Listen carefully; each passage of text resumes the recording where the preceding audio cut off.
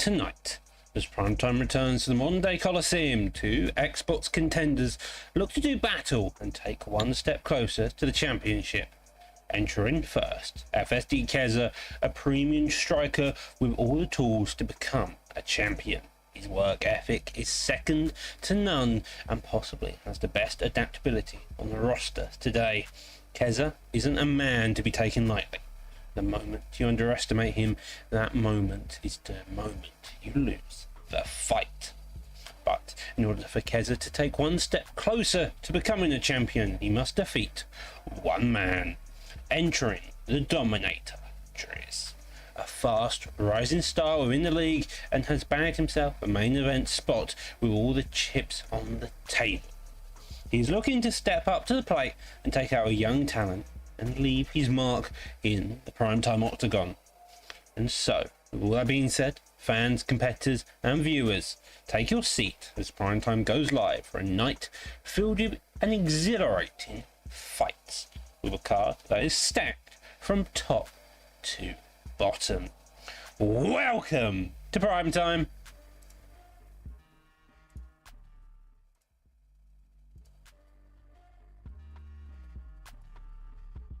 Hey, what up, everyone? Hey, welcome to Primetime Fight Night 58.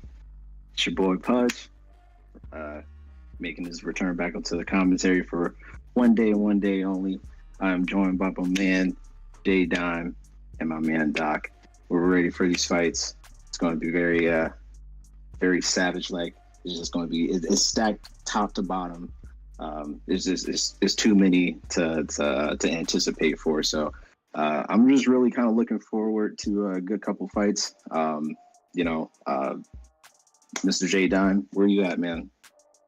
Man, this should be a great card. And you know what makes it even better? We get an event right before UFC 280, the day right before. So we get primetime, then we get UFC 280. There's a lot of great fights. We got Raw Soul versus Masral. Dang, I can't even pronounce his name. That don't even matter. We got that fight. We got the return of Mr. Humbled Inc. Last time I seen him, he was dominating. Then he got put in the dirt after. And then I'm just excited. I get Doc with me, and I get Pudgy, a.k.a. Chicken Wing Pete. But besides that, I'm going to just give it to Doc, let him do his thing. Well, as Jay was mentioning, we do have Martial Rival Raw in that co-main spot. You have the main event of Kezza versus Drizszn. All three of us in the booth, Pudgy, Jay, and myself here. It's going to be one hell of a night of fights. Main card stacked from top to bottom. The prelims are also, you've got two of the B3 boys in the featured prelim, and just below that with Gemini and Mr. Blackheart himself. Both of them are killers, but they're fighting Cass and Conqueror respectively, which are also some very tough fights there. That's going to be a striking masterclass across the board. We've also got Rara making his return onto the live portion, going on that lost streak, but lost streak all the way back last season, now 2-0, looking to fight the mighty Evo to get back there. But our first fight of this evening will be Luke Saville versus Kira, formerly known as Reapsy. Both of them were making good highlights at the very end of the season here, Pudgy, but will they continue and be able to make those waves come to the beginning of this season? It's yet to be seen. I feel you, Doc. Hey, man, listen, I just remember the days when I competed into primetime early and, just coming up in the ranks and just knowing how tough the competition was. I faced a lot of, adversity in a lot of my fights. And, when you're, coming up and making yourself a name, people watch, people are, they're always, watching. They want to be entertained. They want to see how this person can stack up against someone very elite. I think that both of these people, I think I remember Luke Sav maybe early in the day. Maybe I'm thinking someone different, but I just love good fights, man. So anything can happen, Jay. Honestly, man. Yeah, I agree. And I don't think this is going to be a bore fest because we got Robbie Lawler and Nick Diaz. But the only thing that concerns me is I seen the ping jump from 90-something to 200-something. So they shouldn't try to grapple on this ping, Doc. Honestly, experiencing Reapsy and fighting him in the past, it's normally looked kind of unstable within the lobby setting, but it's normally pretty stable in it. As someone who's actually fought him and grappled him within this same setting, that it's actually quite viable to do such. As you go here, both of these guys, typically strikers, and they're already engaged in that boxing battle. You say they don't want to grapple. I don't think they want to begin with here, Pudgy. I don't think that this is going to hit the ground at all, Doc. This is just going to be just straight boxing, just between Diaz and Lawler, man. We've seen how these two came about early in the in their careers, and then Nick came back, and it just wasn't the same. But in this game, in this reality right now, this is going to be some shit. So we just want to see overhands. We want to see Stockton slaps. Anything going down, bro. Anything. Also, you can see that Nick Diaz is in way better shape than he was the last time him and Robbie Lawler fought. It looks like he's actually taking this one serious, Doc. It does seem to be. A lot of the body kicks are getting through the block of Diaz. Is working quite effectively for the stamina. It should also be noted that due to the pace Robbie Lawler is wanting to put on, his stamina is going in kind of a similar manner, if not going lower. Across the board, though, both of these guys are engaging, hitting across the board at all times, and there you go, another body kick landing there. Yeah, I don't think this is going to make it past the second round. The way how this shit's going, it might not even make it past towards the first. Ooh, double hook. Ooh, he tried to take him down. Good denial. We're going to see some grappling. You said there's not going to be much grappling. I disagree. Nick Diaz, listen to me. There's going to be some grappling, Doc. Well, Nick Diaz is currently having a lot more issues on the feet. As I say that, though, he does get a beautiful counter there. Doesn't get the stun, and we're back into getting pressured. Lawler, on the other hand, though, happy to go back. Another takedown does get shot by Diaz, but his block is really being worked. And that takedown defense is staying tight here, Joe. Yeah, it is. And Nick Diaz kind of needs a takedown. While it's competitive, he is kind of eating some shots. And you don't want to eat shots from anyone who's bald and got the power of Robbie Lawler, Pudgy. But here's the thing, man. But Nick Diaz, I mean, he has the chin for it. Ooh. That's the thing. He has the chin. So he has the output that he might not have the best punching power, but just the accumulation of punches in general would just get anybody, him or Nate. So just in this game, you just got to be careful, because that 5-star boxing is always critical, always. Well, finally gets stunned and a knockdown. Very end of the round, evidently stealing it away just in the final few seconds. 5, 4, 3, 2, and 1. With that sudden knockdown in the last 15 seconds, you got to imagine that round has got to go to Nick Diaz. It looked fairly competitive, even going to the favour of Lawler, but by the looks of it, he may have just secured that round with a knockdown. Yes, sir. Hey, shout out to Humble in the chat. He lurking. I see you, boy. Dang, he said spinning back kick. J-Dime. Oh, my bad. I just read Humble said that. What? Humble. Humble's now cursed for his fight. Everybody's aware of that. I didn't ask you to use your hat. I apologize for that. But this hat kind of looks swaggy on me, so we're going to have to keep it on for now. Well, we take down that. Now we finally start to see the grappling chops. The GA being built up quite nicely here by Diaz, looking like he wants to get into top mount, but Lawler prefers a sprawl position. You have got to be wary of the bodywork here, though, Joe. Yeah, and I'm glad he did something, because some people get content just letting them punch them to the body from that sprawl position. That damage will add up to the body, and it'll add to them points, Pudgy. Yeah, it'll take away your stamina easy. And, you just got to be careful, especially when you're in that sprawl position. Good block by Luke. But essentially, whenever that you're in that sprawl position, bro, you just got to, either just be patient, or you just got to get out of there as soon as possible, because you can't endure those body punches as much as most people can.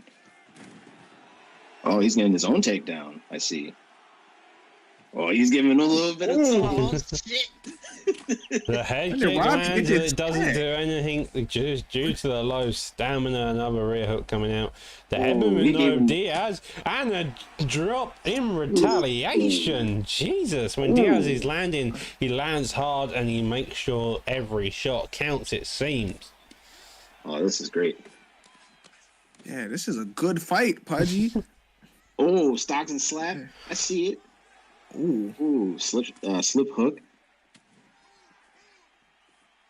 Good teep there. Block front kick. Just right out of range.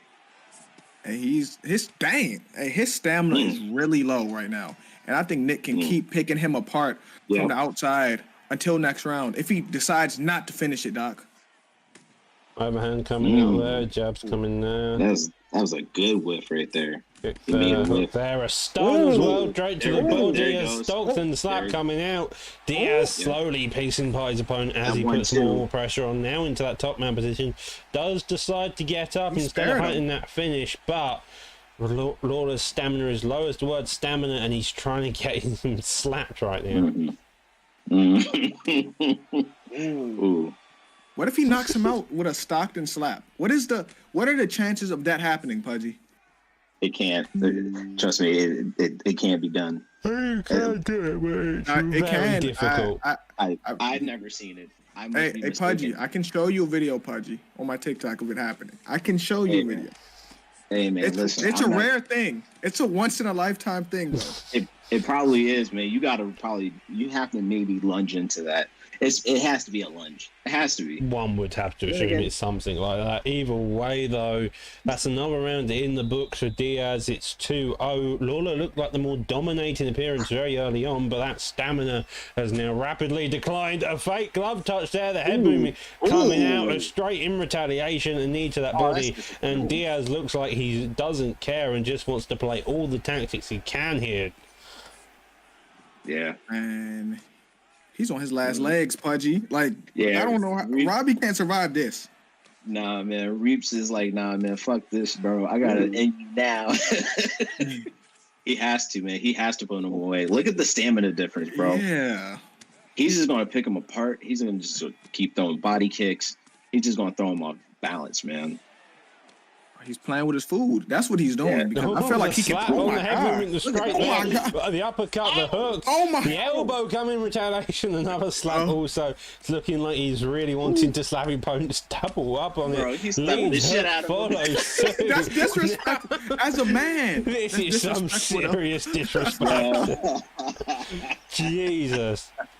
Body kick following. Just Diaz putting on the pressure all he can. Trades with the uppercuts. Another slap coming out to follow. Diaz trying to find one hole in Robbie Lawler's guard, but Robbie Lawler only needs one shot before it's put out cold by the looks of it. Oh my God. That was one of the best taunts. Humiliated. The body ain't looking good. It's not looking good. It's looking imminent, Jay. It's looking imminent, brother. He said something about his mother. Oh, no, it's not. No, it's not. It's over now. Anyway, Good shit. Robbie got his moment, but he's about to get humiliated. He's about to get abused, misused, mistreated. Yeah. He was so close. They should let him up. The straight and Lawler is out cold. Gee, just at the end. Oh my God, that was a close light at the end. That was really good. Lawler nearly got another counter off to then start putting the pace on. His stamina was extremely low at the end. Diaz outlasted Lawler in the beginning round, really weathering that storm, and then came alive in that second round after that knockdown at the very end of the first, and he just started to run away with it. That body stun as well, and it just caused utter havoc across the board. That was crazy. Oh, it was 2018 anyway. Yeah, he was mopping the floor with him, and the way he was slapping him, if I'm Robbie Lawler, I got to fight him in a locker room, parking lot. I can't go like that because he could have knocked you out, but he was just slapping the shit out of you for no reason, and you just can't go like that as a man. As a man, you can't go like that. I feel you, man. So we got the next fight coming up. We got EK Kapalot versus Brady in the heavyweight division. Oof. Jay, what you got for me? I was going to ask you because I've never fought these killers. Well, I was going to ask you, Pudgy, because usually, of course, you never fought these. Like, when's the last time you were on Xbox? Huh? I'm supposed to ask you, Pudgy, what do you know about the two fighters? Listen, in me being in the community, I faced both of these guys in many of these leagues. And one thing I'll say about Kapalot, He's very balanced everywhere. Same thing with Brady. You know, I can't really say so much just because it's been a while since I've seen anybody. But Doc, both of these are strikers, and as you said, being very balanced everywhere is true. However, one, they're in heavyweight, and two, I'm just going to show you their picks, and you'll see what I mean. We have Anthony Joshua versus Tyson Fury. Looking like we're not going to have any grappling this time round either. We did see a bit in the last fight this time round. If Fury were to shoot a takedown, I'll be uniquely surprised. It's Tyson Fury and Joshua. These two are looking like they're good to go, and we're going to have a boxing match on our hands. Brady already got a dub on him, so anything can always happen. You know, we don't know if it's a ranked match, quick match. We don't know, but anything is always different when it comes to being under the bright lights. Indeed, the bright lights change it all here, Jay. And tonight they're going to be using Anthony Joshua versus Tyson Fury, which you can definitely assume that one win isn't over. Yeah, I want this fight to happen in real life, even though I know Tyson Fury will mop the floor with AJ, but it'd still be a cool fight to see, Pudgy.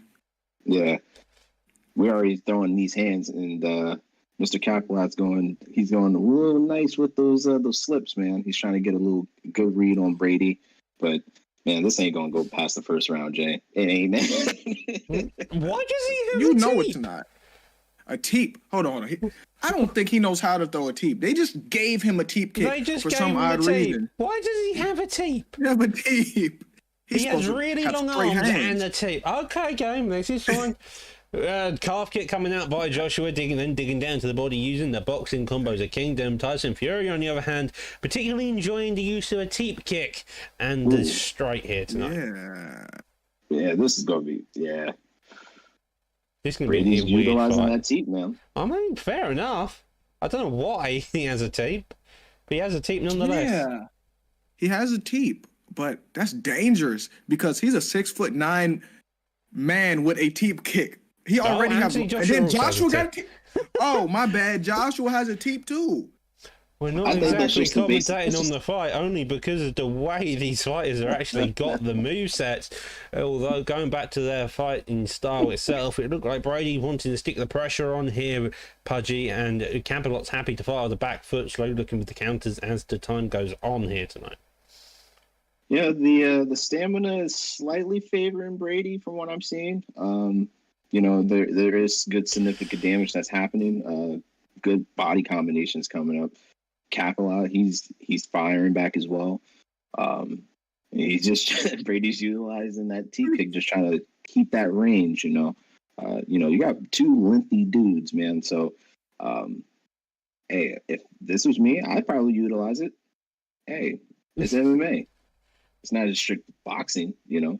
I thought we was boxing though in MMA gloves. I thought that's what it was, Pudgy. Was I it misinformed was as well, to be quite honest. Hey, man, I love it. Man, listen, when Tyson Fury, hopefully he fights Francis Ngannou. Ngannou just give him that. And a takedown? And when a takedown defense there by Tyson Fury, getting back up to his feet. A minute left on the clock in the first round. It's looking like both of them are fairly hurt in all aspects from top to bottom. It does seem like, though, the stamina of Capelot is slowly decreasing as Brady starts kneeing to the body. Good hook. Keeping him at bay. He's backing up towards the cage. Good leg kick. And a leg. But he came back and fired that one too.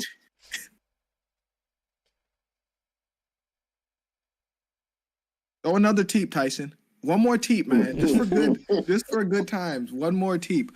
That was a great round, though. That round goes to Anthony Joshua, but Tyson Fury did some good work too, and both of them showed they had some stuff in the bag I've never seen them do. I seen Joshua attempt a takedown. Tyson Fury with the takedown defense. We got teeps, leg kicks, knees. We got all of that.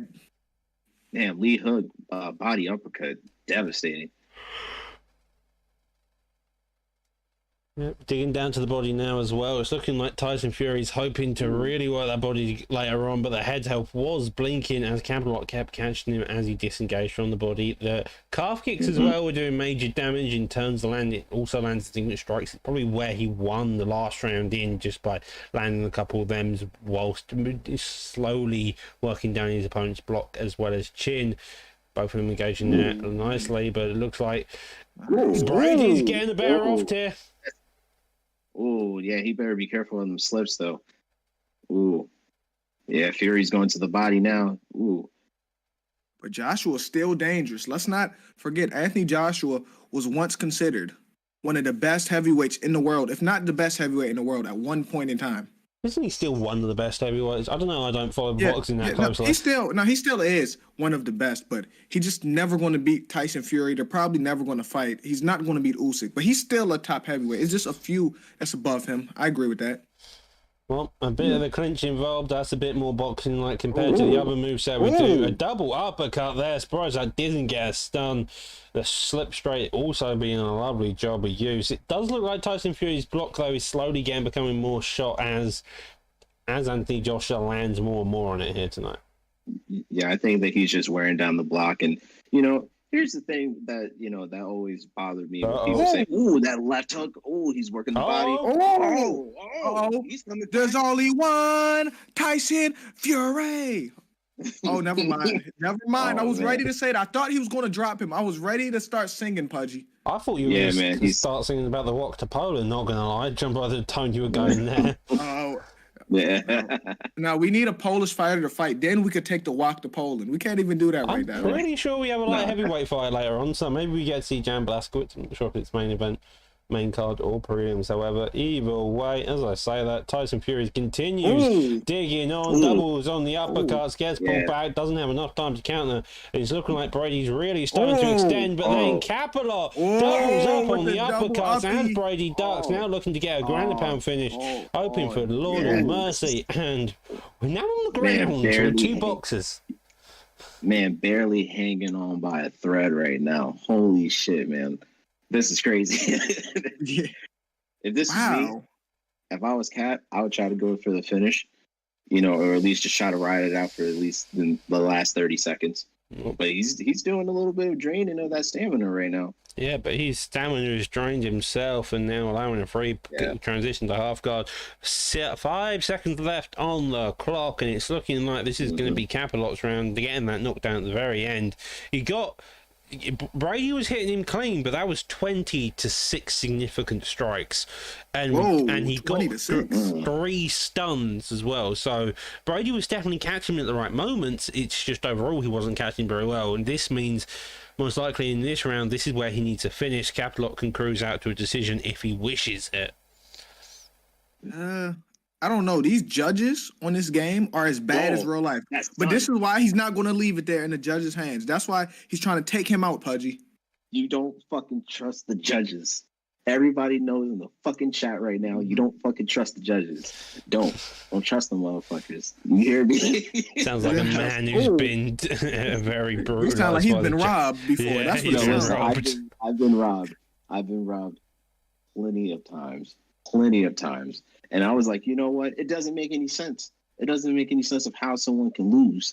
You're up on the scorecards as far as like damage, significant, control, whatever. It doesn't happen, man. But back to this shit. That hook clips him straight on the Tyson chin. Fury's dead. And a backside ground and pound getting the finish there, looking like just became more and more dominant as the fight continued. Round 1 was fairly close one, but then as it progressed, it just got more and more into the favour of Anthony Joshua there. Crazy. Man, that was a back and forth combination, man. And shout out to both of those fighters, man. Woo. Yeah, man. That's crazy. I just watched Anthony Joshua and Tyson Fury throw punches, kicks, knees, elbows, and wrestle. I never in my life thought that would happen. First time for everything, man. Especially on prime time. Fight 958, brother. That's where we at, man. Jay, come up with the next match, man. Who do we have the honor Who do we have the honor? I got you. Next, we have STK Cole. And Cole got quite a fan base in the chat right now. Versus some bum named Mr. Humbled Inc. I'm playing. Versus Mr. Humbled Inc. That's who we got. Last time I seen Humbled Inc. fight, he was doing good. He was dominating until he got his head knocked off his shoulders. I mean, so, he got elbowed after dominating his fight, and then apparently he blames it on me saying the word dead is the way he finished. So maybe don't listen to the commentary this time around, Humble would be the suggestion there. Cole is a fantastic striker, formerly on the Xbox side, moved over to the PlayStation in recent times. 1-0 on the scorecards by the looks of it, into the favour of him, but as Pudgy has said in the past, it's changes under the bright lights here. That it does. One thing, I just want to say it's an honor of calling Humble Dink's fight. Just because he's had the honor of calling my fights in the past. So I'm always glad to see my man's always, active in the community and things like that. So shout out to you, Humble. Love you, brother. But you might have a tough time on your hands with this Cole character, man. I haven't seen him fight, so I can't be biased. But everyone else is saying you got a problem. I might have to rock with that, bro. So you're picking Cole right now? I'm not going to pick anybody. How about that? Oh, okay. Commentary trying to stay unbiased by the sounds of it. Looks like J-Lo is going to be on the side of Cole by the sounds of it. Man, all I'm saying is, I don't know what's going to happen. But I'm saying in the chat, Cole got a fan base in the chat right now. So it looks like the world thinks Cole's going to knock Humble head off his shoulders. I'm not going to say what I think's going to happen, though, Doc.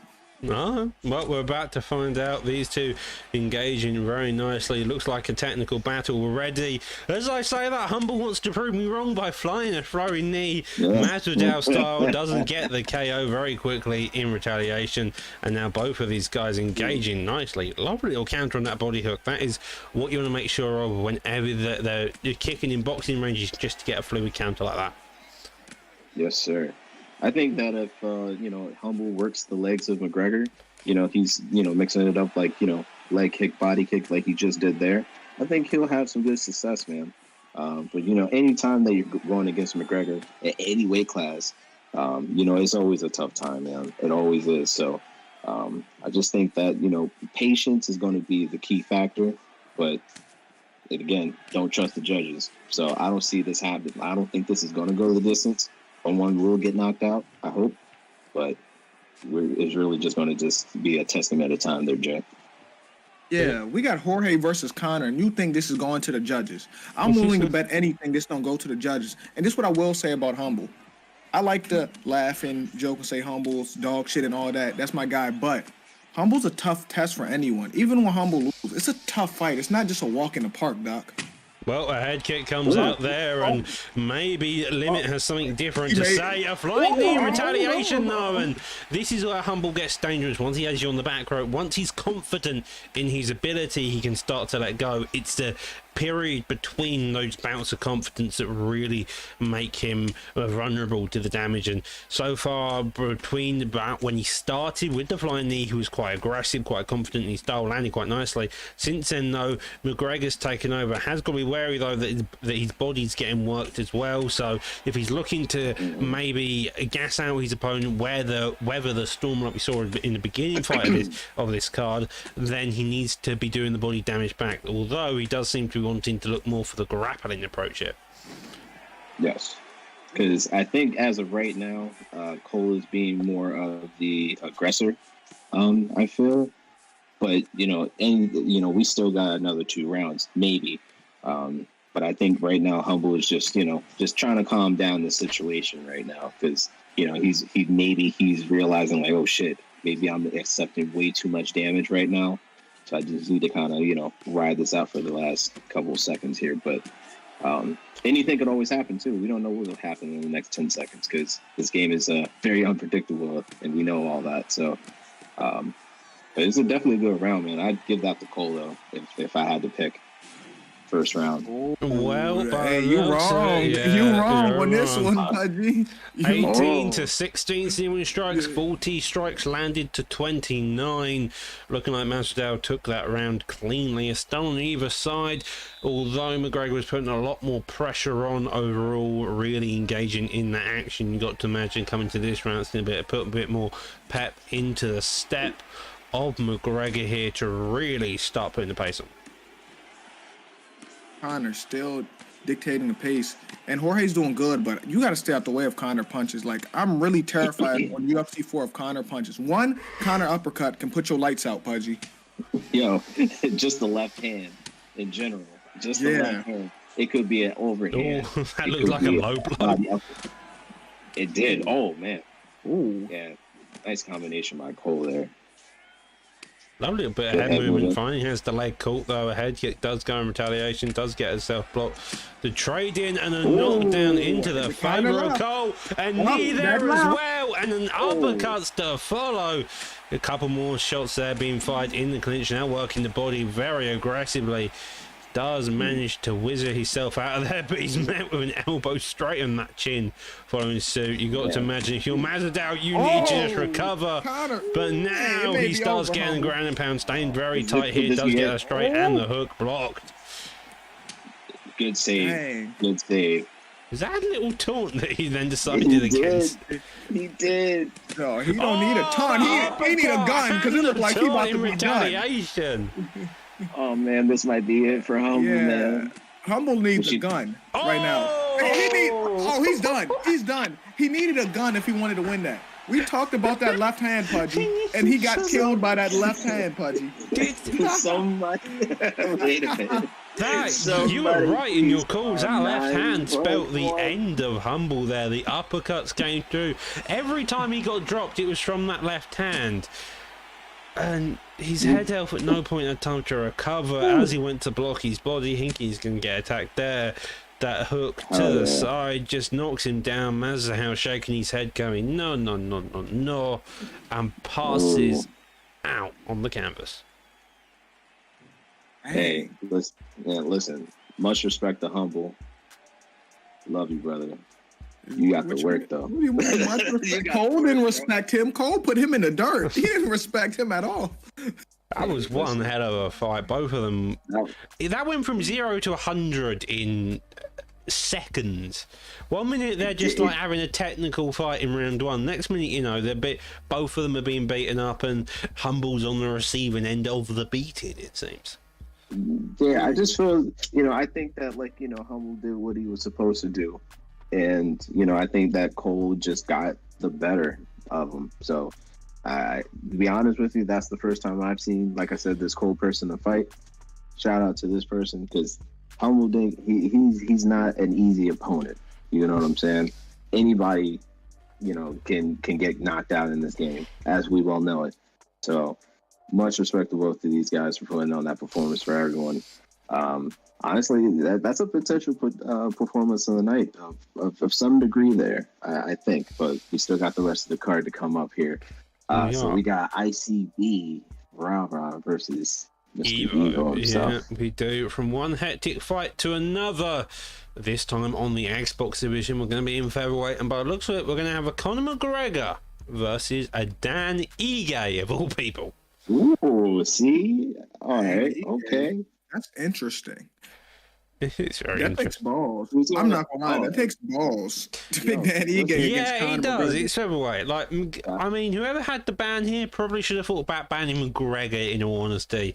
That may have been a wise idea. Instead, though, they let the pick go, and here we are with a Dan Ige. Dan Ige, typically known for his striking and his ability to have a couple of good Kimuras wrapped around him if he wants to take down to the ground. Game does label his jiu-jitsu. I'm not quite sure what he's real life, not going to lie. McGregor, on the other hand, boxers through and through. The place you want to be if you're fighting McGregor is on the ground, you have got to assume. Yeah, honestly, here's my thing, because I like using Dan Ige in featherweight. I just feel like he has very crispy boxing. He does have really good ground control and stuff like that, but he just doesn't have any subs there. So EA fucked up on that one. That was quick. We're on the ground. Oh, wow. That was a fantastic start. Make your opponent fall, but then you get reversed. Now you go into full guard. Now this could be the difficulty. Does get it, postures up, and disengages. Thought Rara was going to pull Kroger for 2 seconds, but decides to get back up and engage with the striking of McGregor here. Ooh.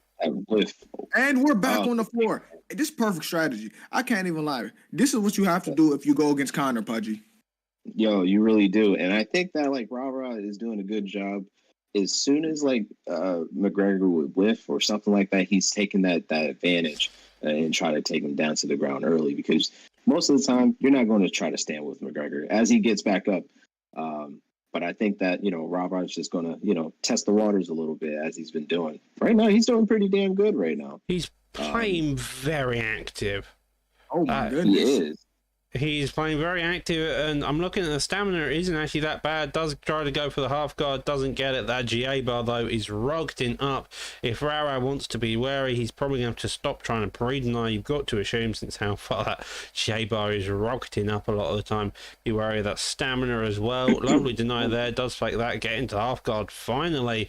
But that GA bar is...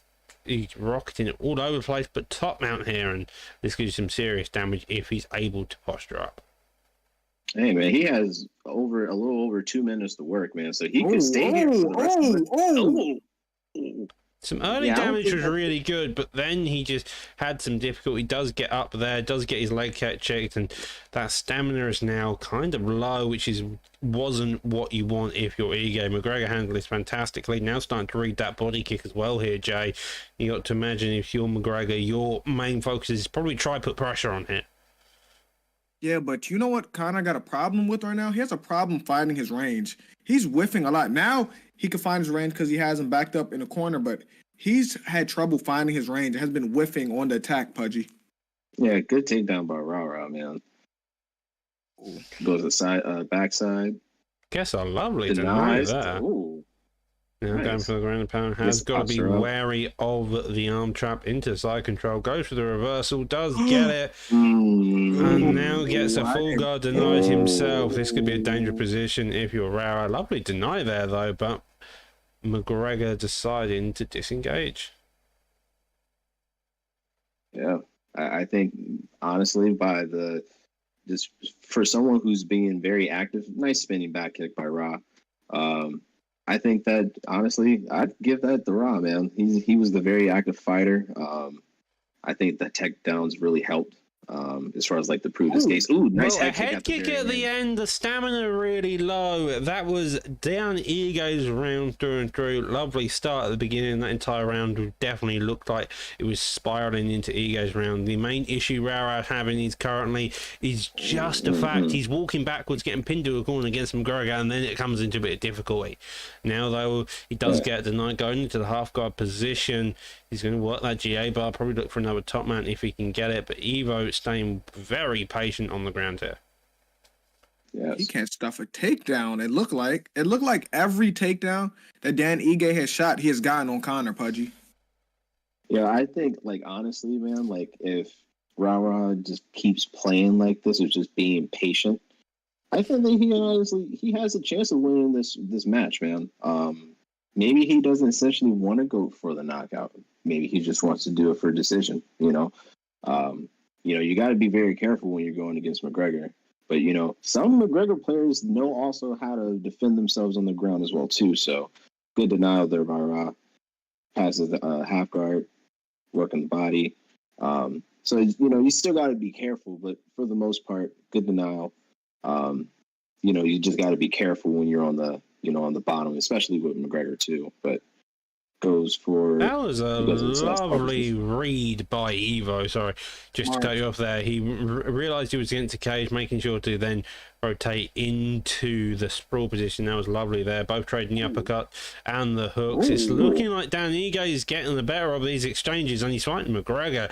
Another takedown down, and it's looking like the stamina even is going into the favour of Ige. This is slowly rotating straight into Ige's performance right now. Yeah. Ooh.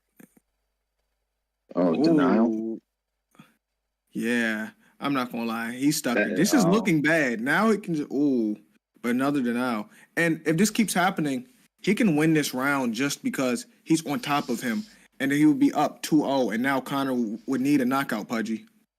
Yeah, he totally would. And honestly, we know how like this game is.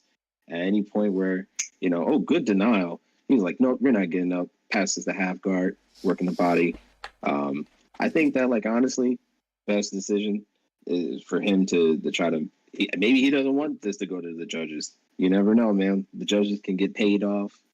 You don't know. Not gonna lie, there's no way they can rob him. Listen, if this happens again for another round, there's no way in hell, Pudgy, he can get robbed. I can't even lie to you. Well, the thing is also, Rara's done a lot better this round than the previous round. The first round, it was very much up, down. This round, though, you've had a couple of moments like that, but for the most part, it's just been Evo on his back, desperate for some kind of damage to get back, to come back into the fray, but so far his stamina is, and we're an armbar here, it's looking like he's just going to close out the round with about 10 seconds left on the clock. Good tracking across the board, but it isn't anything major here, Pudgy. No, he's just doing it for a little bit of control time, and I don't blame Rara. That was a really good round for him. 18 total strikes fired by McGregor, 52 landed by Rara. You got to imagine that round's definitely going to be into a favour, possibly a 10-8, depending on how the judges decide to see it. Dominant in all factors, but here we are, the third and final round. Stamina still high on both sides. McGregor's down possibly 2 rounds, and he really needs to make a comeback here.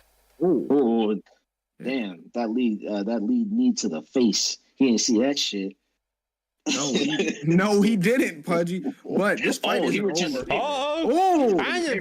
not over, but this may be over. Oh my! A takedown into the board. That was fantastic. Yeah. Jesus. Yo, man, listen. Yo, Rara, he was out here practicing that combination, man. I can tell. I was like, that's lab work right there. He's just getting more and more confident in everything, it seems. Rara previously, just to put into context, a man who was seriously negative last season has now come out, ended up going 2-0, now onto a live card here tonight, and he's putting on this type of performance. He's improved massively across the board, and Evo's trying his damnedest, and it's evident he's really trying, especially every time they go on to the feet with the power of McGregor. But it's looking like Rara's got all the nooks and crannies filled, and he's making life really difficult to come back here. Yeah, he's man. Jesus. Yeah. He's getting outclassed.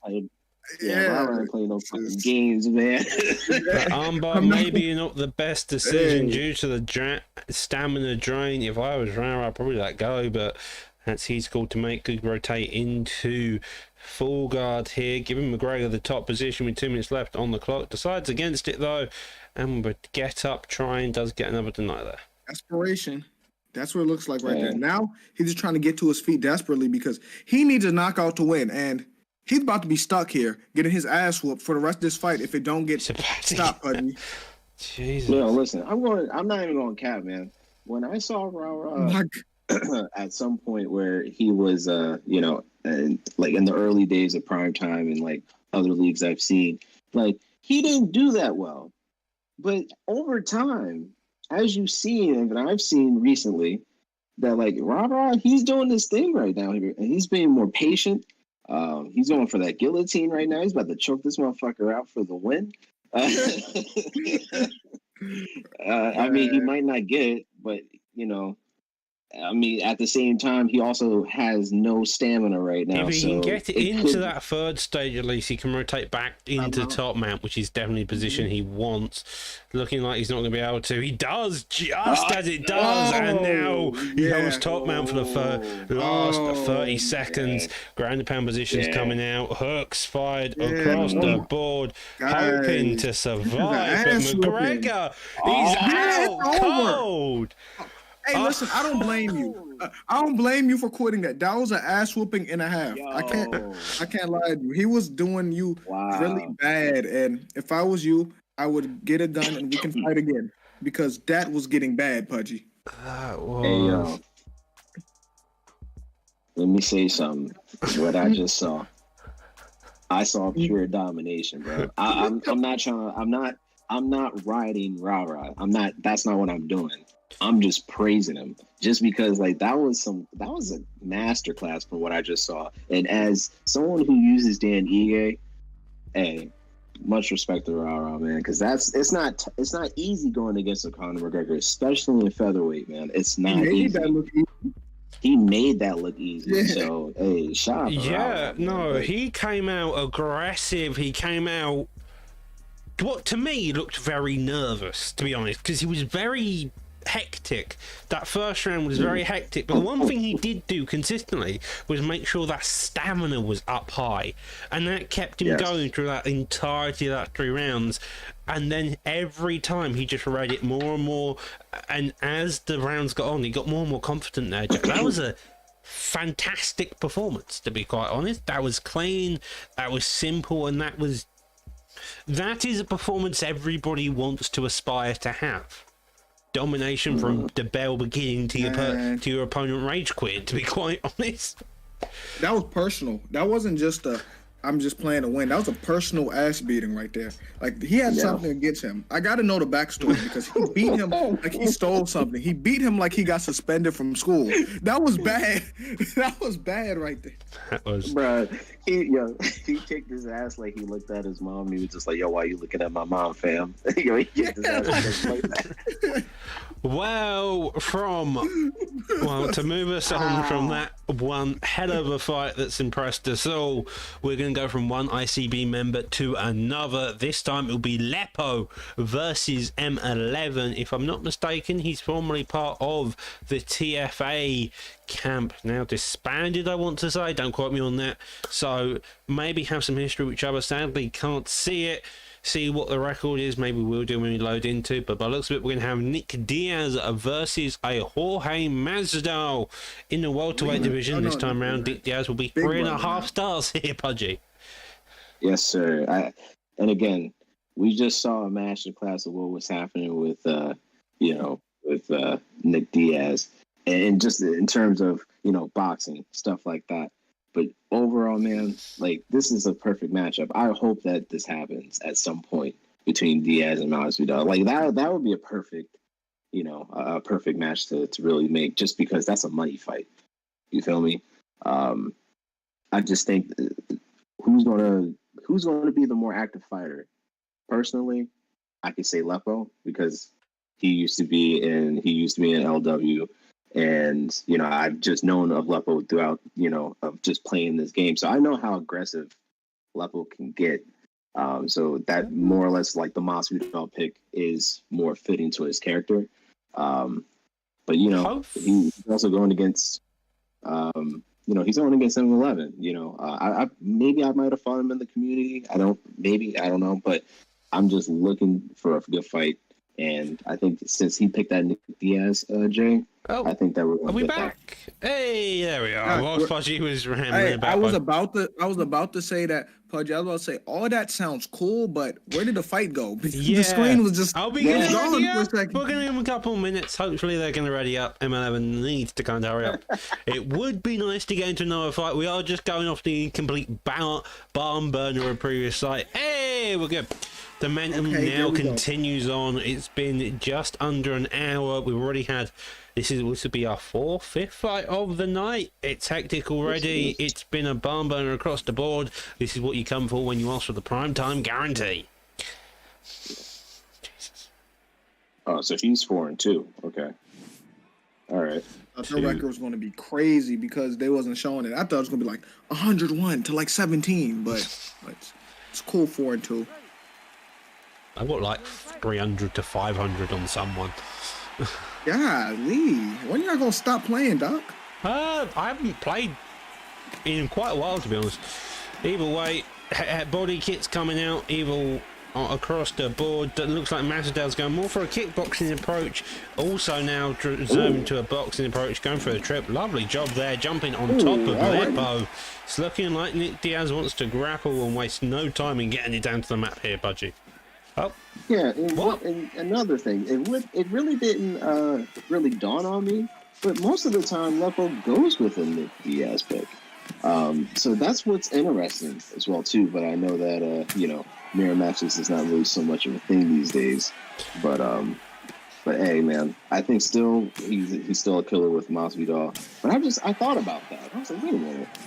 Yeah, Lepo is normally the Nick Diaz picker, to be fair, so maybe M11 picked him first before Diaz could, before Lepo could, and maybe that's why, because you do have the high-rated fighter gets the ban, the low-rated fighter gets first pick, and then you have no mirror matches involved within this. That's the way these rules work, so a win and such. So it makes for an interesting time, and it does also mean that you get a lot of more interesting picks, with prelims also being 4 stars, as you can tell by the current state of things. Yes, sir. Ooh, whoa. Okay. Oh, that good old. Oh, we got the big stuff. Come on, let's go. Yeah, this is going to be a great fight. I can tell already. And he's doing a good job. It's weird seeing Nick Diaz fighting Orthodox, but he's doing a solid job fighting Orthodox right now, Pudgy. Yeah, he is, man. He's just, it's the accumulation of punches that, Diaz is giving to Masvidal. That leg go. Oh, good leg kick. Good leg kick. Goes to the body. Oh! And another one to come back. The death kick of Doom trying to do it. Doubles up on the hooks. Lepo getting the stun now, dropping him nicely. A little bit of a taunt there. Now probably going to go for a stack guard position, looking to rain down hell in retaliation. Does manage to slip a punch, get off, looking for the half guard now on top of Lepo. Goes to the top man, but he's got no stamina, but he gets straight back up to the feet there. Oh, man. I think that if he would have denied that, this might be over. It ain't over yet. The fat lady did not sing yet, Pudgy. It's not over. Hey, man, listen. When I see head flashing, bro, it's not. Oh, that was clean. Oh, man. Who do you? Yeah, I think just by the someone being more active, I think Lepo got this one. Both of them doing pullbacks at the same time. Get a head movement, goes into the hook. You see the way he sleep? Y'all see how he sleep? He was definitely Can they show him right laying down? Yeah, I want to. Can we just have a bit of a replay and get to see that again? Man, just out falling over.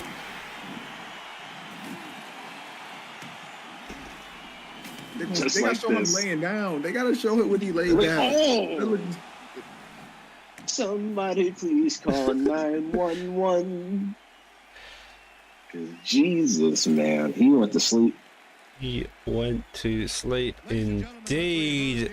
Lepo started out very aggressively on that, kept the pace up, continuing on for the entirety of that fight until one movement, Nick Diaz zigged when he should have zagged, leading to a perfect KO, and Nick Diaz looking like he's more asleep than actually knocked out. Yeah. He took a little nap. I was kind of hoping that I was going to see a second round, honestly, but yeah, when you go into the movement of the punch, yeah, it's game over. Good performance by Lepo, man. He did what he needed to do, man, and he pulled out a win. I mean, M11 was doing it, he was holding his own, man. No cap, but Lepo just got the best of him. So hey. One thing I'll say. Do that. He told me he got the best. I hate when you do that. Say he beat his ass. Hey, I'm just playing. Hey, motherfucker, if you want to be aggressive with it, yeah, you can do that. That's cool. I'm just trying to be sensible. I'm trying to be sensible, man. That's all. Man, what's the next fight? We are on the PlayStation side. Temp 443775 versus STK Lewis. This time around, they'll be in the lightweight division. They are currently in the welterweight division, so hopefully they move. Would be nice to see, and we'll get straight into this fight after a very hectic previous fight. STK Lewis, part of the STK camp, well known in all regards, also known as Twisted Batman. Temp, as Twisted you can tell. Batman. Yeah, it's Twisted Batman. Interesting PSN, but it's a bit like Big Balls Ned. Nah, Big Balls Ned is a goated name. That's a really and then it apparently name. got reported, so it's now She Loves That's Tokyo crazy. or something. Kind of sad. Man, they took down Big Balls Ned. Yeah, they really did. Apparently PSN has bigger balls.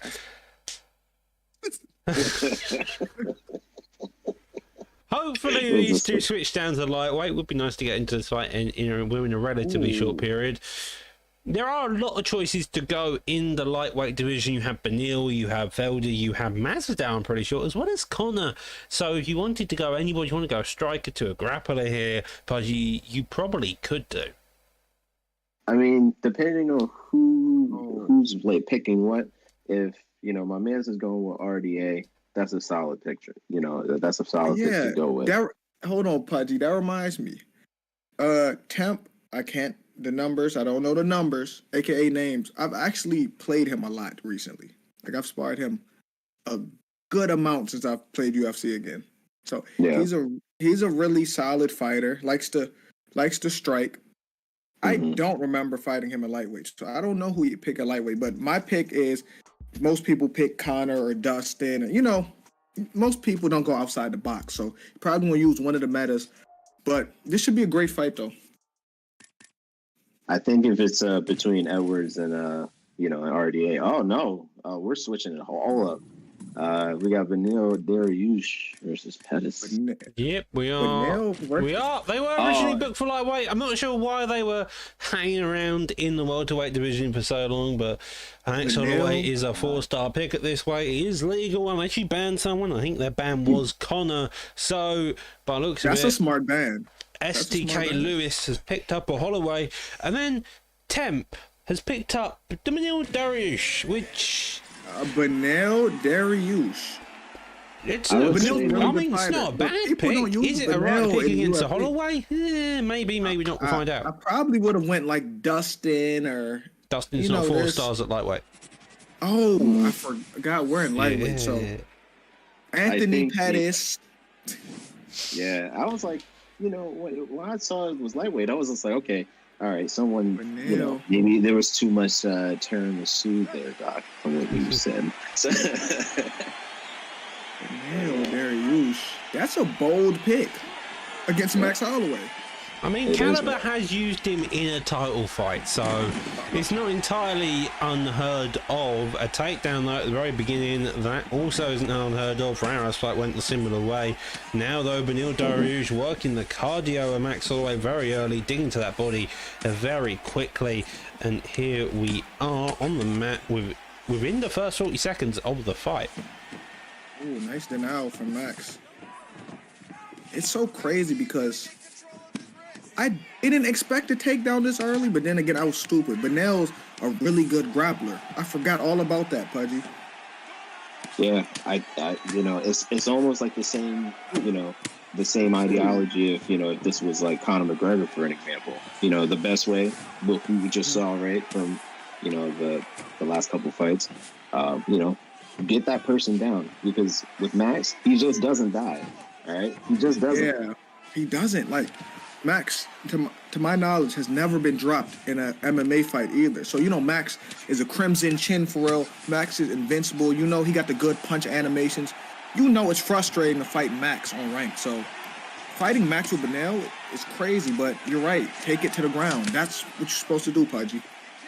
Yeah. So if he doesn't feel as though like he wants to strike with him, because I think that Holloway would definitely outstrike Benil on the feet. Why don't you just expose what he's not really good at? Maybe just being on the ground and shit like that. So I think that as of right now, as my man is really throwing those hands, he wants to kind of prove the commentators wrong. Yeah, he was like, "Nah, I'm gonna shut you the fuck up." I do have a genuine question though. Who's better to grapple, Holloway or McGregor? Because of Holloway's general health stats, you'd imagine McGregor's a better bat to slowly beat down, as well as the fact he's cardio, which means as a grappler, if you can manage your cardio better, you're going to have an easier time on the feet when you do work that body. And so you got to imagine, if anything, maybe that ban has not gone in his favour. As I say that, Holloway lands a lovely spinning heel kick, gets a knockdown, following suit, not caring what I was on about with picks, and it's looking like he's now wanting to put the pressure on all he can. Yeah, he definitely turned this fight around now. So he put Dariush on notice, man. He's just like, hey man, listen, This is far from over, dog. This is very far from Especially over. if you're Max Holloway too. You know, once it becomes this type of fight, once Max stuns you once, you know Max can throw a million punches in like 1 second on here too. And he don't get tired, so you don't want that type of fight. If I'm Benel, I gotta either get it to the cage or try to get him back on the ground. Cause right here, he's real comfortable, Pudgy. Yeah. And I think right now, if I was Dariush, I would probably stop throwing that damn over him. He's throwing the Atakan combo, what won the former PS champs. He was very notorious for throwing that spinning back fist into an overhand. With camera angle there, but nonetheless, it should also be noted at the end of that first round, Beneil Dariush had a significant amount of stamina loss compared to Holloway, who was still fairly high. Hopefully the recovery can still do it, but again, Max Holloway's nearly at full stamina. Dariush is losing that big chunk as well as the body work going into the favour of Holloway. You've got to imagine that Beneil has to really dig deep and start making a comeback, which, to be fair, it's one of the things you always see in these types of fights, that someone digs deep, finds a hole, and really starts to exploit it. So don't count Dariush out here yet. It's not about counting him out. It's about you're facing Max Holloway too, so it's really tough to come back. But he can do that, but he can't fight Max type of fight. And right now, it's Max type of fight. We're on the feet with Max dictating everything, Pudgy. Yeah. But Doc, to answer your question from earlier between Holloway and McGregor, I would say Holloway because he has 4-star wrestling, if I'm not mistaken. I think that Conor might have 3, but I know that Max at least has 4. Just to interject on that. But yes, Jay, you are absolutely right, man. Just like, Max he's just a cardio machine. Like, that dude he can go for a whole hour if he needs to, We've seen him time after time. He's a force to be reckoned with, even in the lightweight division. But, I think as of right now, from what I'm seeing, is a good grappling match. And just trying to level out the playing field. But just Max in general, he's just a force to be reckoned with. So, I don't know, man.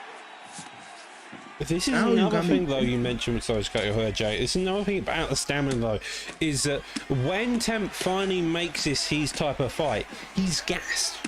His stamina's low, and it makes it incredibly difficult to get a denial and then transition with GA being in your favour, because you have to typically get a denial and your stand be higher than your opponent to really have any type of effective transitions. And so it just makes the grappling game even harder, and it gives Holloway that advantage on the ground as well here, Jay. Yeah, and I was going to say, have we ever seen Max Holloway tired in a UFC fight? Have we ever seen him exhausted before? No, I wouldn't say. Either way, Temp is throwing some heavy damage towards that block, does do a bit of head health damage as well. Does go for it, gets denied, transition into the half guard now, and with 50 seconds left on the clock, it's looking like the second round. I want to say it goes to Dariush, but I can't remember the beginning of the round. He gets that backside. It's because of that stamina. Ooh.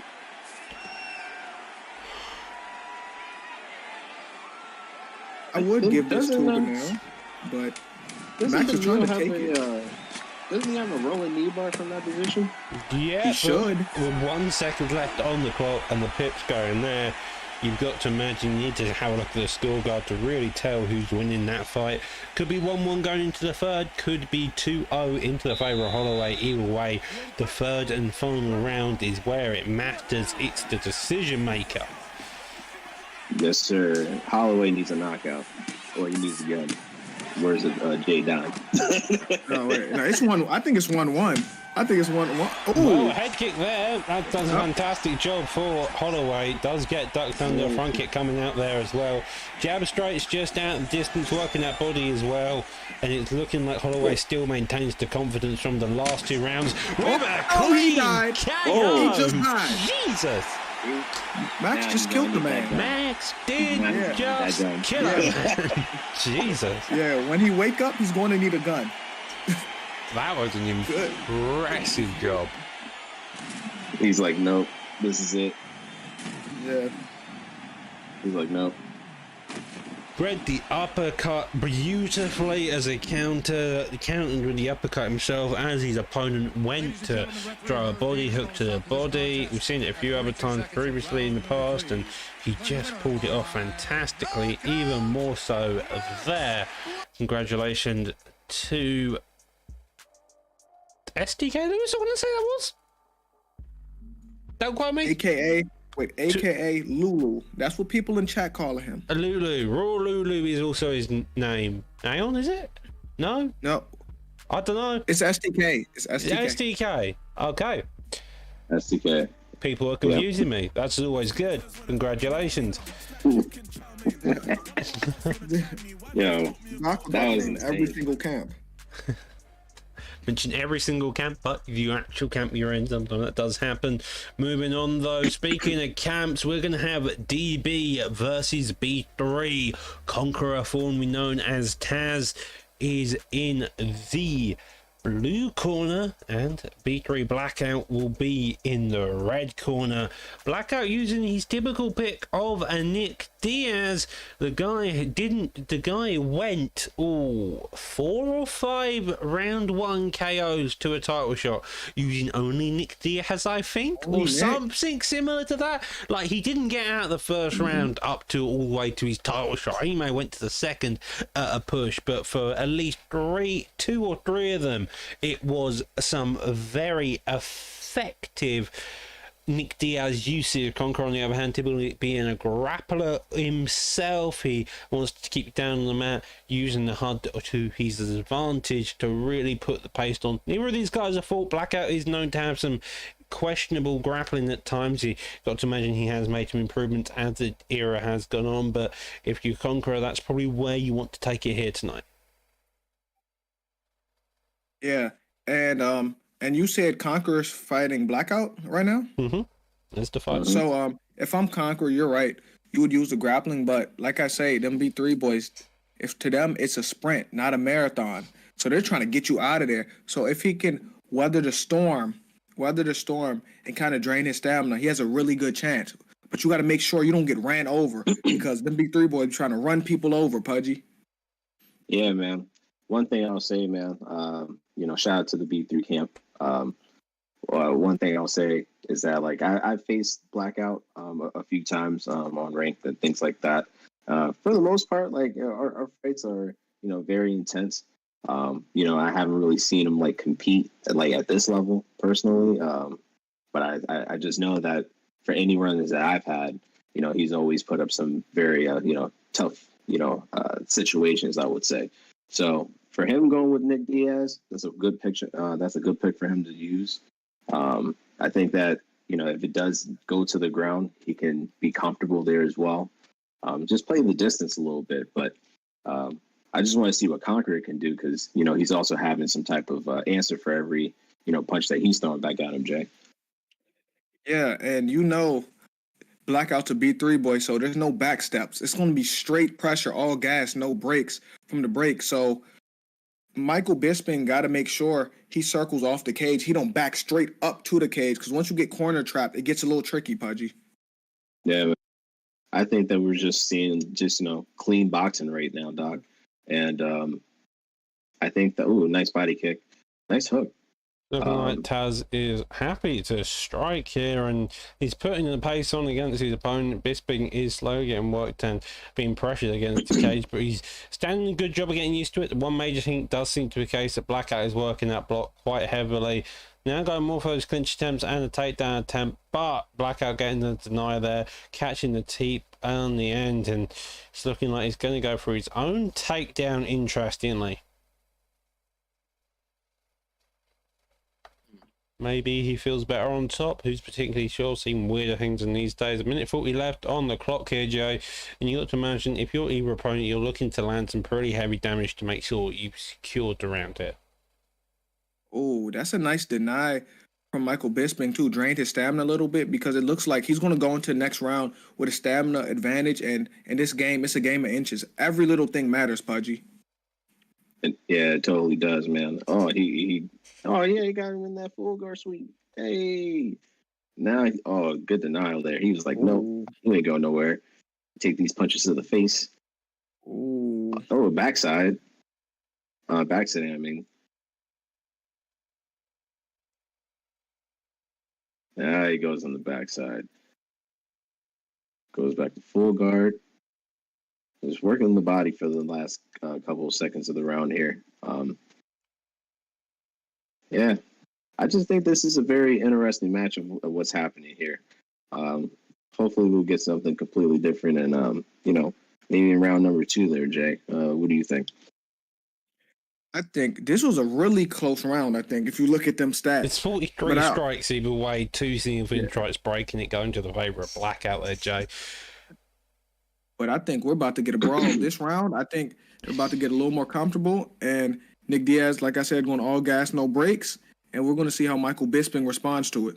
I mean, well, he started out with that. Oh, that's how he responds. Bisping, the one getting the stun the first time round, unexpected. The uppercut swallowing suit, the hooks there, and the straight also landing. Fantastic job. It looked like both of them were playing opposite roles here. Conqueror getting the stuns to begin with, and Blackout getting the first takedown of the night.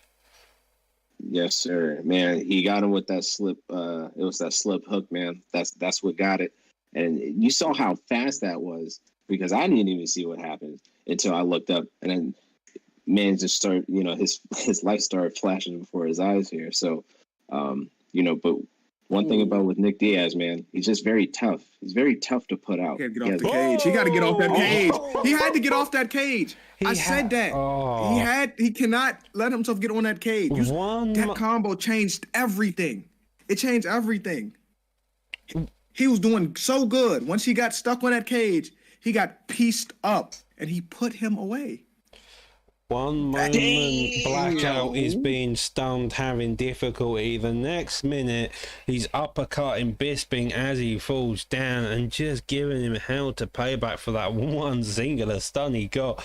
Conqueror didn't know what hit him. None of us know what hit him. He just got pinned against the cage and absolutely murdered. Jesus. Wow. Damn. Goddamn indeed. But with that hell of a fight on the board, across the board, it's been one hell of a night of fights. We're going to be moving on to our featured prelim of this evening. This is going to be another B3 boy in Mr. Gemini, the man, the myth, the legend, versus an SMB. I may have gone to EK, someone may have to correct me on him not longer being SMB, I'm not too sure. But this is Cass, typically a striker, very aggressive on the feet across the board, fantastic all round. So is Gemini, and it's going to be a good fight, and there's probably a reason why it's in the featured prelim. Both of these guys are known for their brawly techniques and aggressive mannerisms, and by the looks of it, I'm going to continue with their fighter picks being Jorge Masvidal and Anthony the Showtime Pettis. That matchup. We see that matchup a lot in primetime, actually. We see a lot of Jorge versus Anthony Pettis. We've seen a lot of Nick Diaz tonight, to be quite honest. Yeah, you're not lying about that. And Nick Diaz has performed well for the most part. Yo, like one thing I'll say, like honestly, man, like I've fought Gemini like at some point on ring, and that man is just very aggressive. He's very aggressive in terms of like striking and things like that. All of them, they're all the B3 boys. Mentality. All the B3 boys. Yeah. I told you, all gas, no brakes, Pudgy. And we seen that last fight too. Well, Gemini is great mist and bang bang combined. I think I think I made the reference earlier on in a previous card, and he later agreed to it. And it kind of is true. He has a mixture of putting on a serious amount of pressure and then mixing the kicks with it, and that makes life very easy for someone like Gemini to really put the pressure on. And if you're not careful, unless you get the counters off like Masvidal's doing here with the elbow to really threaten it, you're going to struggle to really stop the onslaught that Gemini can bring. Ooh. This is fast. They start off real fast.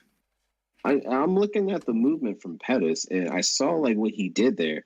See, that's very clean. I saw what he did there. He used the push, and then he turned that into a hook. Most people don't really utilize that as much as they should. Good job by him.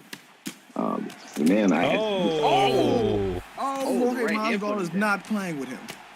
nope. Cass. said, Yeah, Cass found some solid striking across the board, landed a shot. Now going for the takedown approach, evidently wanting to keep these rounds nice and secure. He has got to remember that Gemini is known just to get off his back as well, so you've got to be wary of that approach. If you want to grapple, you're going to have to make sure. But instead, though, decides to get back up onto their feet. Switch kick there, following suit. Probably just wanted to create a little bit of distance as he backed off and trying to time the uppercut there. yeah, this ain't gonna make it past the second round, or even the first. Really, at this point, it's not gonna past the first. Sorry, I'm thinking of the second round. I'm motherfucker, we still in the first. Yeah, we've still got 2 minutes in the second. In the first, sorry. Yeah, we may not make it past there. Yeah, I don't know, man, because at this pace right now, nah, it's not making it that far. I promise you, it's not. You're right, Budgie. I would say maybe like the last minute we'll need to see, but as of right now, it's a very clean striking match between both of these guys. Good head movement by Jim. Yeah. Oh, It looked like Gemini threw a knee and it made the overhand miss, and that gassed out Cass there for a second, it seems. Not too sure. The head kick seeming to be a favourite of Gemini here. The uppercut making sure that Cass isn't ducking in any way, shape or form. Lovely body kick there. Does miss on the counter. Shot straight afterwards. Trying to work that stamina and all he can. Psychic in retaliation. Shoot some distance. Both of them working the body beautifully. But it's just a case of Gemini seems like he really, really wants to land that head kick here tonight. Yeah. And tell you if I was about to say, adjustment Pettis needs to make. Never mind. I was going to say he's made any I was going to adjustments. say fight him from the outside. I was going to say fight him from the outside. he doesn't. He doesn't have to. He doesn't have to. The Look at what he the had. hooks and his head's crooked against His neck the looked cage. broke. His neck was sideways basically. while he's getting punched. yo. Listen, my man's almost gonna end it right there. They shouldn't have stopped the fight. Like, if you see somebody in that position with their neck crooked like that, getting punched, you don't stop that fight, Pudgy? I guess not. Who's is E. Ravine? Nah, nah, he ain't stopping shit. Oh, that's. Yeah, Ooh. this ain't looking good right now. Pressure. For Cass. I mean, Yup, we've they got seen to the get stuck on previous it. B3 boy. Boy. Jesus, these two just going at it non-stop. Let me sit up in my chair. Jesus, these two are just going at it here. Fucking hell. Just make sure you do one of these, Jay. Sheesh. Yeah. Facts. Oh, That turned. Leading the spine. That turned very quickly.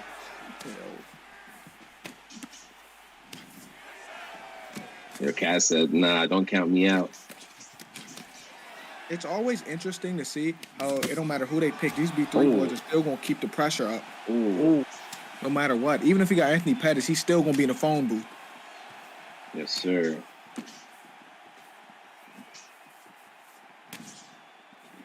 Ooh. Goes down low. A little bit in the matrix here. Yeah, I don't even think I'm meant to watching this. commentate. Oh, sorry, I've just got raptured into it being really tense. Cass gets another stun there. The block on both of these guys are low. Gemini, his head's out. He's one punch away from either a knockout or a stun, and that's what's making life really difficult here.